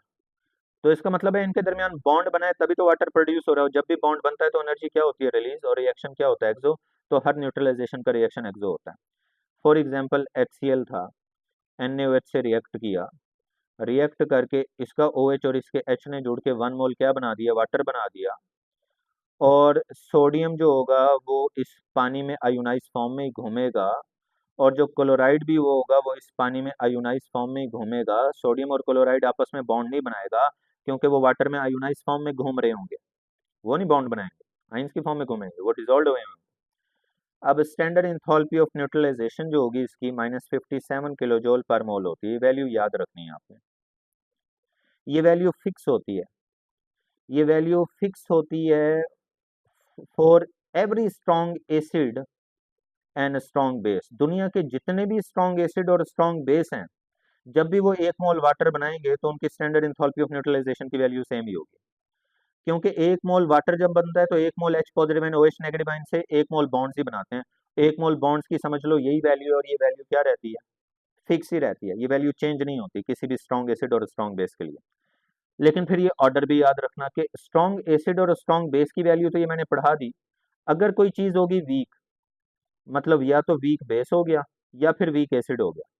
मतलब स्ट्रॉन्ग एसिड वीक बेस या फिर वीक एसिड स्ट्रॉन्ग बेस अगर आए, तो जो चीजें वीक होती हैं ना वो कम्प्लीटली आयोनाइज नहीं होती। वीक चीजें कम्प्लीटली आयोनाइज नहीं होंगी तो कम्प्लीटली H पॉजिटिव और कम्प्लीटली OH नेगेटिव आइंस नहीं बनेंगे। तो फिर इनमें कम्प्लीटली 1 मोल बॉन्ड भी नहीं बनेंगे और इतनी अमाउंट में एनर्जी रिलीज नहीं होगी, कम एनर्जी रिलीज होगी, क्योंकि वो वीक थे, पूरे आयोनाइज नहीं हुए, पूरे H positive OH negative ion नहीं बनाए, पूरे 1 मोल बॉन्ड नहीं बन पाए, तो इतनी अमाउंट में पूरी एनर्जी रिलीज नहीं हो पाई। और सबसे कम एनर्जी तब रिलीज होती है जब दोनों वीक हो, वीक एसिड और वीक बेस लोगे तो इस सबसे कम अमाउंट में एनर्जी क्या होती है, रिलीज होती है। तो ये ऑर्डर भी याद रखना है आपने। कंबशन में देखो जी, 1 मोल सब्सटेंस की कंबशन करवाते हैं, एक्सेस ऑक्सीजन की मौजूदगी में करवाते हैं। ऑक्सीजन से कोई लेना देना नहीं कितना था, बस एक्सेस होना चाहिए ताकि पूरी कंबशन हो सके और प्रोडक्ट बनेंगे। प्रोडक्ट कौन से बने इस बात से भी कोई लेना देना नहीं, नजर रखनी है की पॉइंट पे कि सर ने कहा था 1 मोल कंपाउंड की कंबशन हो। जरा गौर से देखो, ये 1 मोल ग्रेफाइट की कंबशन इधर करवाई हुई है, कितनी एनर्जी रिलीज हुई है, -393। 1 मोल एथेनॉल की कंबशन करवाई हुई है, कितनी एनर्जी रिलीज हुई है, -1368। तो इधर एक एक मोल पे नजर रखनी है, ऑक्सीजन कितना था, प्रोडक्ट कितने बने, इस बात से आपका कोई लेना देना नहीं, आपकी नजर की पॉइंट पे होनी चाहिए कि सर ने क्या लिखा था। और कंबशन का हर रिएक्शन क्या होता है, एक्सो होता है। सोल्यूशन में 1 मोल सब्सटेंस डिजोल्व करवाते हैं एक्सेस सॉल्वेंट में। एक्सेस इसलिए लिखे ताकि डिजोल्यूशन पूरी हो। भाई ज़ाहिर है 1 मोल में एवोगैड्रो पार्टिकल होते हैं, बिलियंस ऑफ पार्टिकल की ये तादाद है, सारी डिजोल्व होनी चाहिए ना, एक्सेस सॉल्वेंट होना चाहिए, सारी डिजोल्व हो और क्या बने, प्रोडक्ट। तो रिएक्शन सोल्यूशन वाला भी एक्सो भी होता है, बीकर गर्म भी हो सकता है, बीकर ठंडा भी हो सकता है। सोल्यूशन वाली इंथॉल्पी एक्सो एंडो दोनों होती है। फॉर एग्जांपल अमोनियम क्लोराइड की इंथॉल्पी जो होती है वो प्लस की होती है और सोडियम कार्बोनेट की क्या होती है, माइनस की होती है। तो ये दोनों एंडो एक्सो दोनों एग्जिस्ट करते हैं। बस नजर रखना कि 1 मोल कंपाउंड होना चाहिए और इधर भी 1 मोल होना चाहिए, डिजोल्व 1 मोल हो। प्रोडक्ट में कितने आइंस बने, उनके कितने मोल थे, इस बात से आपका कोई लेना देना नहीं है। की पॉइंट पे नजर है, तो इधर की पॉइंट क्या बना, हाँ, इधर की पॉइंट क्या बना कि 1 मोल कंपाउंड किससे बनना चाहिए, एलिमेंट से। 1 मोल गैशियस एटम या तो मालिक्यूल से बनाओ या एलिमेंट से बनाओ। 1 मोल वाटर बनाओ, H positive ion OH negative ion. 1 मोल सब्सटेंस की कंबशन करवाओ, 1 मोल सब्सटेंस की डिजोल्यूशन करवाओ। ये की पॉइंट्स है जिन पे आपकी नजर रहनी चाहिए एमसीक्यूज के अंदर, ठीक है, ताकि आप इक्वेशन पहचान सको। और लास्ट में है कि रिएक्टेंट्स और प्रोडक्ट अपनी स्टैंडर्ड फॉर्म में थे और उन रिएक्टेंट्स ने कम्प्लीटली रिएक्ट किया, बैलेंस केमिकल इक्वेशन के अकॉर्डिंग उन रिएक्टेंट ने कम्प्लीटली रिएक्ट किया और प्रोडक्ट बनाए। सारा काम स्टैंडर्ड कंडीशंस पे चल रहा था। रिएक्शन कंप्लीट भी लाजमी होना चाहिए, जितने रिएक्टेंट वो सारे के सारे रिएक्ट करके प्रोडक्ट लाजमी बनाए। तो उस दौरान जितनी हीट की अमाउंट एब्जॉर्ब या रिलीज होती है, उस हीट की अमाउंट को क्या बोलते हैं, स्टैंडर्ड इंथैल्पी ऑफ रिएक्शन। तो रिएक्शन में याद रहेगा, रिएक्टेंट अपने स्टैंडर्ड फॉर्म में होंगे, सारे के सारे रिएक्ट करेंगे बैलेंस केमिकल इक्वेशन के अकॉर्डिंग, कोई रिएक्टेंट बचा नहीं रह जाएगा, वो सारे के सारे प्रोडक्ट में कन्वर्ट होंगे। उस दौरान जो हीट एब्जॉर्ब या रिलीज होगी वो कहलाएगी स्टैंडर्ड इंथैल्पी ऑफ रिएक्शन। और ये कुछ रिएक्शन की स्टैंडर्ड इंथैल्पी ऑफ रिएक्शन लिखी हुई है। अब मेरी एक एमसीक्यूज गौर से सुनना, एमसीक्यूज बड़ा गौर से सुनना, ये गौर से देखो, ये कार्बन वाली इक्वेशन मैंने स्टैंडर्ड इंथैल्पी ऑफ रिएक्शन में भी लिखी है, ये कार्बन वाली इक्वेशन मैंने स्टैंडर्ड इंथैल्पी ऑफ फॉर्मेशन में भी लिखी है, स्टैंडर्ड इंथैल्पी ऑफ कंबशन में भी। क्यों? क्योंकि ये इक्वेशन इन तीनों डेफिनेशन को फुलफिल कर रही है। एमसीक्यूज ये आ चुका है प्रीवियस पेपर में, उसने पूछा था कि कार्बन ऑक्सीजन से रिएक्ट करके कार्बन डाइऑक्साइड बना रहा है, इसकी इंथैल्पी को क्या बोलेंगे। अल्फा ऑप्शन में लिखा हुआ था standard enthalpy of reaction, beta में लिखा हुआ था standard enthalpy of formation, Charlie में लिखा हुआ था standard enthalpy of combustion, delta में था ऑल ऑफ दिस, तो all of this bubble fill करना था। तो मतलब ये बना कि एक ही केमिकल रिएक्शन जो होता है, वो एक ही केमिकल रिएक्शन कई डेफिनेशंस को फुलफिल कर सकता है। तो उस केमिकल रिएक्शन की जो इंथैल्पी होगी वो सारे नाम दिए जाएंगे, enthalpy of reaction, formation, combustion, वो सारे नाम फिर उसे दिए जाते हैं, ठीक है। उसके बाद याद रखना जी, इंथैल्पी को जब भी डायरेक्टली फाइंड करना पड़े ना तो कैलोरीमीटर यूज होता है। इंथैल्पी को जब भी डायरेक्टली फाइंड करना पड़े क्या यूज होता है, calorimeter, used to find enthalpy change directly, change directly. आपके सिलेबस में 2 कैलोरीमीटर हैं जिन पे आपने एमसीक्यूज तैयार करने हैं। तो सुनो, वो 2 कौन से कैलोरीमीटर पे एमसीक्यूज तैयार करने हैं, एक ग्लास कैलोरीमीटर पे एमसीक्यूज तैयार करने हैं और एक बॉम्ब कैलोरीमीटर। ग्लास कैलोरीमीटर और बॉम्ब कैलोरीमीटर। ग्लास कैलोरीमीटर का पहला एमसीक्यूज होता है, इसको कब यूज करते हैं, इसको यूज करते हैं इंथैल्पी ऑफ सॉल्यूशन फाइंड करने के लिए और इंथैल्पी ऑफ न्यूट्रलाइजेशन, ये पहला एमसीक्यूज होता है। ग्लास कैलोरीमीटर जो होता है ना, ये ओपन ओपन होता है कैलोरीमीटर। ये ओपन कैलोरीमीटर होता है, इसके ऊपर जो एटमॉस्फेयर का प्रेशर लग रहा होता है वो कांस्टेंट होता है। तो याद रखना इस ग्लास कैलोरीमीटर में प्रेशर क्या होता है, कांस्टेंट होता है। लेकिन जब अंदर रिएक्टेंट रिएक्ट करते हैं तो उनका वॉल्यूम चेंज हो सकता है, तो इस कैलोरीमीटर में वॉल्यूम जो होता है वो वेरिएबल होता है या फिर वॉल्यूम चेंज हो सकता है। तो एमसीक्यूज 3 हो गए। ग्लास कैलोरीमीटर में क्या फाइंड करोगे, एंथैल्पी ऑफ सॉल्यूशन और न्यूट्रलाइजेशन। ये कैलोरीमीटर ओपन होता है, इसके ऊपर एटमॉस्फेयर का जो प्रेशर लग रहा होता है वो कांस्टेंट होता है, लेकिन अंदर जब रिएक्शन होता है तो रिएक्शन मिक्सचर का वॉल्यूम चेंज हो सकता है। ठीक है, तो इसमें प्रेशर कांस्टेंट और वॉल्यूम चेंज हो सकता है। और इसके लिए जो इसकी जो इंथॉल्पी फाइंड करने के लिए इक्वेशन यूज होती है, इंथॉल्पी को याद रखना हीट भी बोलते हैं, जो इक्वेशन यूज होती है उस इक्वेशन का फार्मूला होता है Q is equal to M multiply S multiply delta T. M का मतलब होगा mass of reactant reaction mixture, M का मतलब होगा mass of reaction mixture, S का मतलब होगा स्पेसिफिक हीट, अभी मैं बताता हूँ क्या होती है स्पेसिफिक हीट। डेल्टा ई का मतलब होगा चेंज ऑफ टेम्परेचर जो आया होगा रिएक्शन के दौरान, थर्मामीटर से वो चेंज ऑफ टेम्परेचर मेजर करते हैं हम। अच्छा, बॉम्ब कैलोरीमीटर याद रखिएगा, इसको यूज करते हैं एंथैल्पी ऑफ कंबशन फाइंड करने के लिए। और इस कैलोरीमीटर में याद रखिएगा प्रेशर चेंज हो रहा होता है ये। अच्छा, कौन सा प्रेशर चेंज हो रहा है ख्याल करना है। ये बॉम्ब कैलोरीमीटर ना क्लोज होता है, बंद होता है, क्लोज सिस्टम होता है। इसके अंदर जब रिएक्शन होता है ना तो गैसेस बन रही होती हैं। अब वो चूंकि गैसेस बनने लग गई हैं तो गैसेस का अंदर प्रेशर चेंज हो रहा होगा, तो ये इंटरनल प्रेशर का जिक्र हो रहा है कि इसके अंदर जो प्रेशर है, बॉम्ब कैलोरीमीटर के अंदर जो प्रेशर है वो चेंज हो रहा है। हालांकि एक्सटर्नल प्रेशर जो होगा एटमॉस्फेयर का वो कांस्टेंट ही है, तो ये इसका इंटरनल प्रेशर चेंज हो सकता है। ओके, और इधर जो जो मैंने प्रेशर की बात की थी एक्सटर्नल प्रेशर होता है जो कांस्टेंट होता है। उसके अलावा इसका वॉल्यूम कांस्टेंट रहता है, क्योंकि ये बंद सिस्टम होता है ना, क्लोज सिस्टम होता है, इसका वॉल्यूम नहीं चेंज हो सकता, ये क्लोज सिस्टम होता है।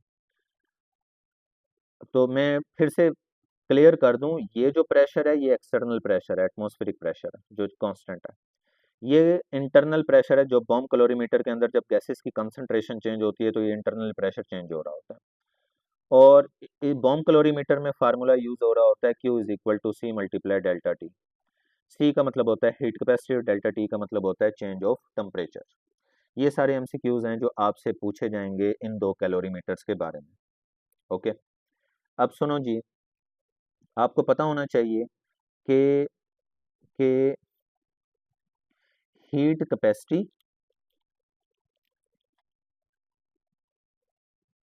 Heat capacity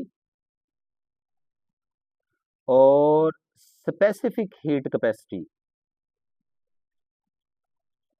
specific heat capacity में क्या फर्क होता है, क्योंकि एमडी कैट के सिलेबस में इसमें एमसीक्यूज आएंगे।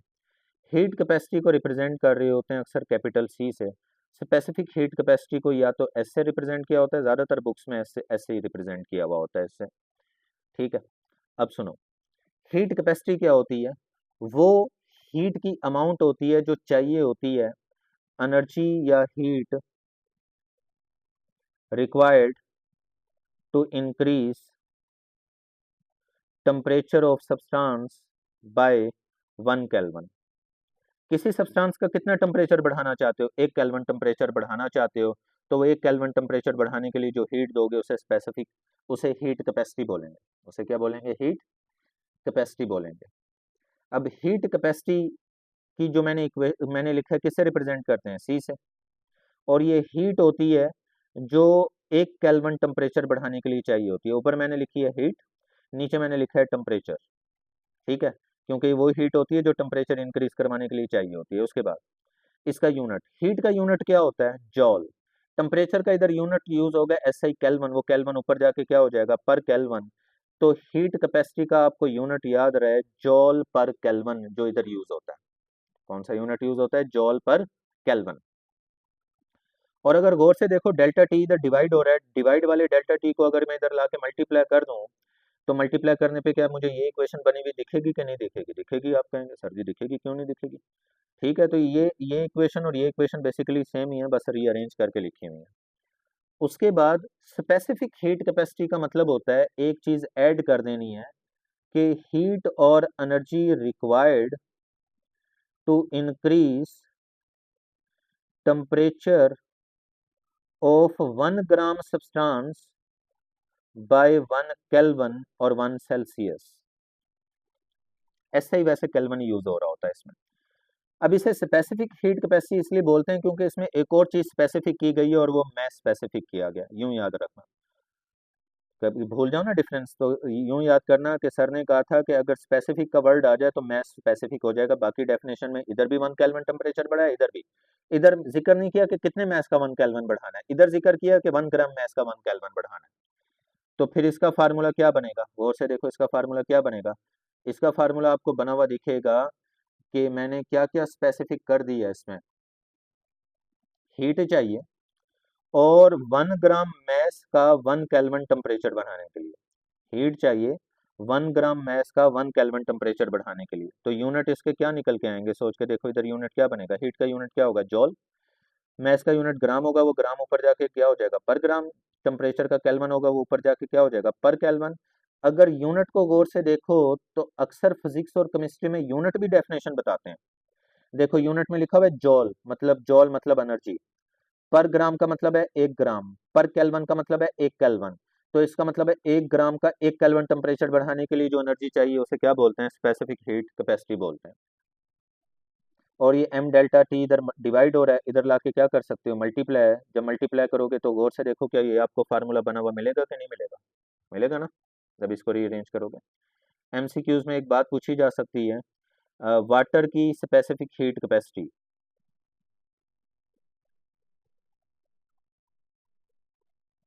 Specific heat capacity of water MCQs में आपसे पूछी जा सकती है, क्योंकि बुक में लिखी हुई है तो एमसीक्यूज है जो बुक में चीजें लिखी होती हैं आ सकती हैं।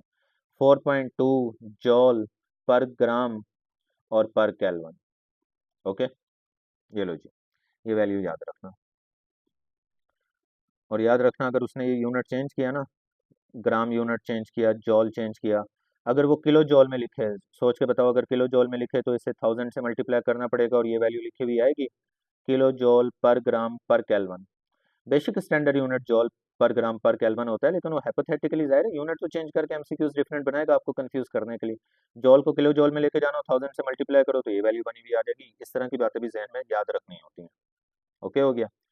अब जी कैलोरीमीटर तो यूज होता था डायरेक्टली इंथॉल्पी फाइंड करने के लिए, लेकिन बाद में पता लगा बहुत सारे सब्सटेंस ऐसे हैं जिनकी डायरेक्टली इंथॉल्पी नहीं फाइंड होती। तो फिर एक बंदा आया, उसने कहा चलो मैं हल बताता हूँ। हेस ने कहा चलो डायरेक्टली नहीं फाइंड हो रही, इनडायरेक्टली फाइंड करता हूँ और मैं लॉ पेश करता हूँ। तो हेस ने फिर एक लॉ पेश किया जिसमें इनडायरेक्टली इंथॉल्पीज फाइंड की जाती थी। इस लॉ की एक स्टेटमेंट ये होती थी, मैं एमसीक्यू उसके लिहाज से बस मैं इन बात ही करूंगा, एक स्टेटमेंट तो इस लॉ की ये होती थी कि जो डायरेक्ट रूट की इंथॉल्पी होती है, ये डायरेक्ट रूट की इंथॉल्पी है, वो इक्वल टू होती है sum of enthalpy changes of indirect route, sum of enthalpy changes of indirect route, indirect route. ठीक है, तो एक तो ये स्टेटमेंट एमसीक्यूज में लिखी होगी, दूसरी स्टेटमेंट लिखी हो सकती है sum of enthalpy changes of cyclic process is equal to होता है 0। अब बच्चे पूछते हैं सर साइक्लिक प्रोसेस कैसे बनेगा, याद रखो अगर ये इनडायरेक्ट रूट की इंथॉल्पीज उठा के डायरेक्ट रूट की तरफ ले जाओ, मतलब इक्वल की दूसरी साइड पे ले जाओ, तो जब भी इनडायरेक्ट और डायरेक्ट रूट की इंथॉल्पीज कंबाइन करते हो तो साइक्लिक प्रोसेस बन जाता है। और जब ये सारी वैल्यूज उठा के आप इक्वल के साइड पे लेके आओगे तो इक्वल के इधर क्या बचा रह जाएगा 0। तो याद रखना साइक्लिक कैसे बनाते हैं, डायरेक्ट इनडायरेक्ट रूट की इंथॉल्पीज एक साइड पे कर दो साइक्लिक प्रोसेस बन जाता है, और साइक्लिक प्रोसेस की इंथॉल्पी चेंजेस का सम, समेशन का मतलब होता है सम, तो वो सम किसके इक्वल होता है 0 के इक्वल होता है। ये दो इक्वेशन यूज होती हैं। अब एमसीक्यूज के लिहाज से बात सुनो, वो पूछेगा बताओ किस किस की इंथॉल्पी इनडायरेक्टली फाइंड होती है, aluminium oxide, beryllium oxide, boron oxide, ये तीनों वो चीजें हैं जब इनकी ऑक्सीडेशन करवाते हो ना, इनकी सरफेस पे प्रोटेक्टिव लेयर बन जाती है। एल्यूमिनियम की ऑक्सीडेशन करवाओ, एल्यूमिनियम ऑक्साइड की ऊपर प्रोटेक्टिव लेयर बन जाएगी, अंदर वाले एल्यूमिनियम की ऑक्सीडेशन नहीं हो पाएगी, रिएक्शन एक स्टेप में कंप्लीट ही नहीं होगा। ऊपर जो प्रोटेक्टिव लेयर बन गई उस प्रोटेक्टिव लेयर को उतारना पड़ेगा, तब अंदर वाले की ऑक्सीडेशन होगी, तब अंदर वाले की इंथॉल्पी पता लगेगी। ये स्टेप बार बार रिपीट करोगे तब जाके पूरे एल्यूमिनियम के टुकड़े की टोटल इंथॉल्पी चेंज पता लगेगी। तो इसका मतलब है एल्यूमिनियम की पीस की जब ऑक्सीडेशन करवाते हो तो बार बार ऊपर एल्यूमिनियम ऑक्साइड की प्रोटेक्टिव लेयर बनती है जो फर्दर रिएक्शन को बार बार रोकती रहती है, तो रिएक्शन एक स्टेप में कंप्लीट ही नहीं हो पाता और रिएक्शन की इंथॉल्पी इनडायरेक्टली फाइंड करनी पड़ती है, इनडायरेक्टली हेस लॉ के जरिए। सेम काम बेरिलियम के साथ होता है और बोरोन के साथ। CCl4 आपने ऑर्गेनिक केमिस्ट्री में पढ़ा होगा, कार्बन टेट्राक्लोराइड क्या एक स्टेप में बना था? नहीं। तो इसकी भी इंथॉल्पी, हेलोजनेशन पढ़ी हुई ना ऑर्गेनिक केमिस्ट्री में, तो इसकी भी इंथॉल्पी एक स्टेप में आप फाइंड नहीं कर सकते। उसके अलावा कार्बन मोनोऑक्साइड भी एक स्टेप में नहीं बन रहा होता, इसकी भी इंथॉल्पी सिंगल स्टेप में फाइंड नहीं होती। इसकी इंथॉल्पी चेंज आप याद भी रखना कि कार्बन मोनोऑक्साइड की जो इंथॉल्पी चेंज की वैल्यू होती है, कार्बन मोनोऑक्साइड के लिए अलग अलग वैल्यू जो होती है वो होती है जी -110.52। इसकी इंथॉल्पी चेंज की वैल्यू होती है -110.52 किलो जॉल पर मोल। ये वैल्यू डायरेक्टली भी एमसीक्यूज में पूछी जा सकती है, तो याद रहनी चाहिए। उसके अलावा जितने भी बाइनरी आयोनिक कंपाउंड्स होते हैं ना, उनकी enthalpy of latest, latest energy मैंने आपको पढ़ाई थी, लेटेस्ट एनर्जी आपको मैंने सॉलिड वाले में पढ़ाई है। तो जितने भी बाइनरी आयोनिक कंपाउंड्स होते हैं उनकी इंथॉल्पी ऑफ लेटेस्ट जो होती है वो डायरेक्टली कभी नहीं फाइंड होती, इनडायरेक्टली फाइंड होती है हेस लॉ के जरिए। बाइनरी आयोनिक कंपाउंड, बाइनरी का मतलब दो, जिसमें सिर्फ दो एलिमेंट हो, बाइनरी आयोनिक कंपाउंड को रिप्रेजेंट करते हैं एम एक्स से। एम का मतलब होता है मेटल, एक्स का मतलब होता है नॉन मेटल, जो कि आमतौर पे हैलोजेंस होते हैं। For example binary ionic compound में सबसे simple example sodium chloride, sodium bromide, potassium iodide, sodium fluoride, ये सारी बाइनरी आयोनिक कंपाउंड है और इनकी इंथॉल्पी ऑफ लेटेस्ट जो होती है हेस लॉ के जरिए फाइंड की जाती है।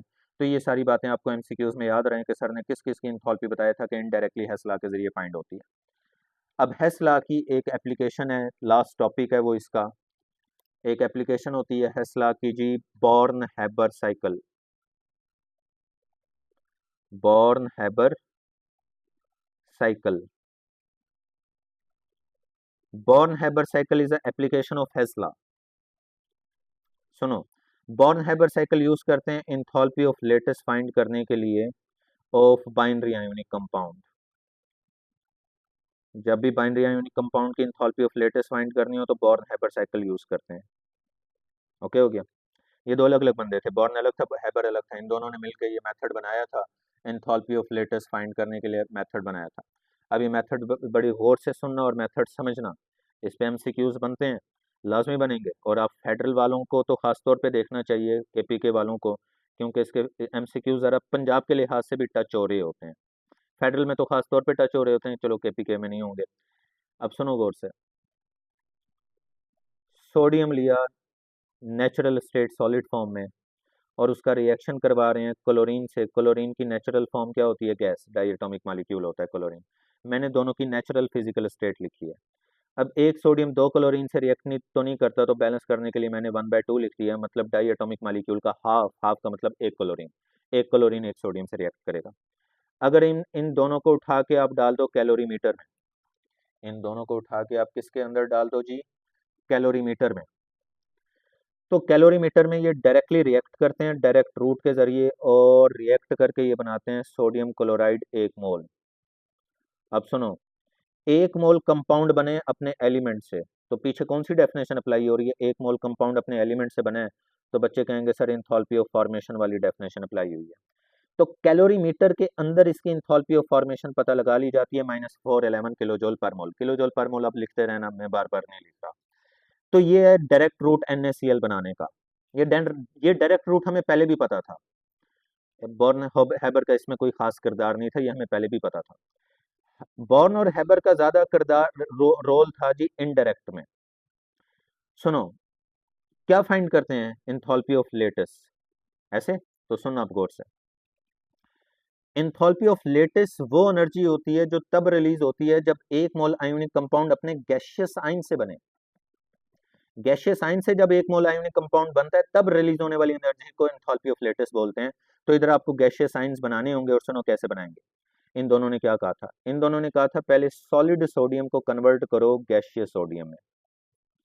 तो कन्वर्ट करने के लिए लगेगी एंथैल्पी ऑफ एटमाइजेशन या सब्लिमेशन। एटमाइजेशन भी बोल सकते हैं या फिर क्या बोल सकते हैं, सब्लिमेशन भी।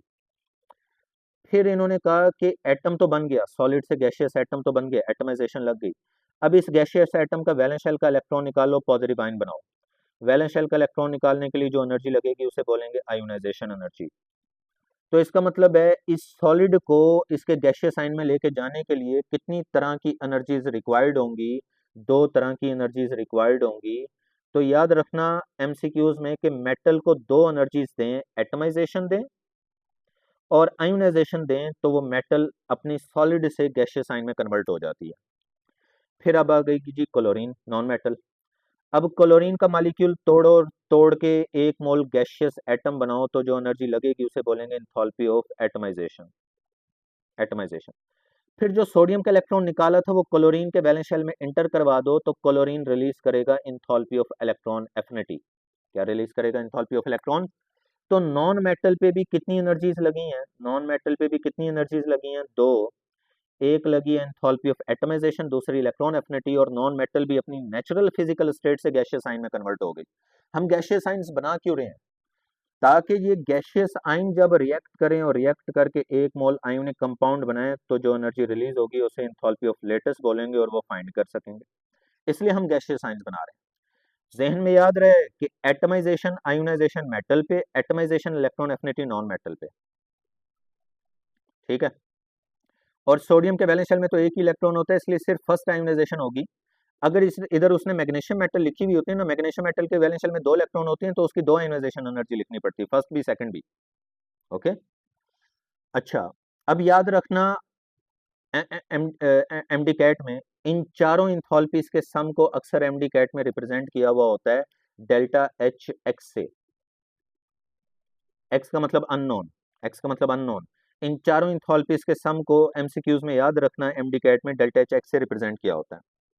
अब बताओ, ये तो था NaCl का डायरेक्ट रूट, ये कौन सा था? डायरेक्ट। ये NaCl बनाने का कौन सा रूट चल रहा है? आप कहोगे सर जी ये इनडायरेक्ट रूट चल रहा है। तो फिर लगाओ जरा हेस्ला इसके ऊपर, क्योंकि बॉर्न हाइपर साइकिल हेस्ला की तो एप्लीकेशन थी, हेस्ला लगाओ। हेस्ला कहते हैं जी डायरेक्ट रूट की इंथॉल्पी, डायरेक्ट रूट की इंथॉल्पी कौन सी वाली है? Delta H X F. Direct route की इंथॉल्पी इक्वल टू होती है sum of enthalpy changes of indirect. Indirect route की इंथॉल्पी है, एक तो डेल्टा एच एक्स है और दूसरी है डी डेल्टा एच एल, दो हैं। अब ये जी फार्मूला है बॉर्न हाइपर साइकिल का, जो एमसीक्यूज में डायरेक्टली लिखा हुआ आएगा। ये फार्मूला ऐसे भी लिखा होता है, उसे रीअरेंज करके यूं भी लिखा होता है। क्योंकि ये टॉपिक लेटेस्ट एनर्जी के लिए होता है, तो लेटेस्ट को इधर ही रहने दो, प्लस का डेल्टा एच एक्स इधर आके क्या हो जाएगा? माइनस का। तो फार्मूला बन जाएगा formation minus delta H x. Latest इधर ही है, ये प्लस का उधर ले जाके माइनस किया। ये फार्मूला भी एमसीक्यूज में लिखा हुआ आता है। वो पूछेगा which of the following correct relationship of born hyper cycle, तो ये दोनों करेक्ट हैं। अब सुनो, अब मेरी बात गौर से सुनना। डेल्टा एच एफ और डेल्टा एच एक्स किसके इक्वल है? Atomisation of metal, ionisation of metal, atomisation of non metal, electron affinity of non metal, इसके इक्वल है डेल्टा एच एक्स। फॉर्मेशन हम क्लोरीमीटर में फाइंड करेंगे, 411 होती है।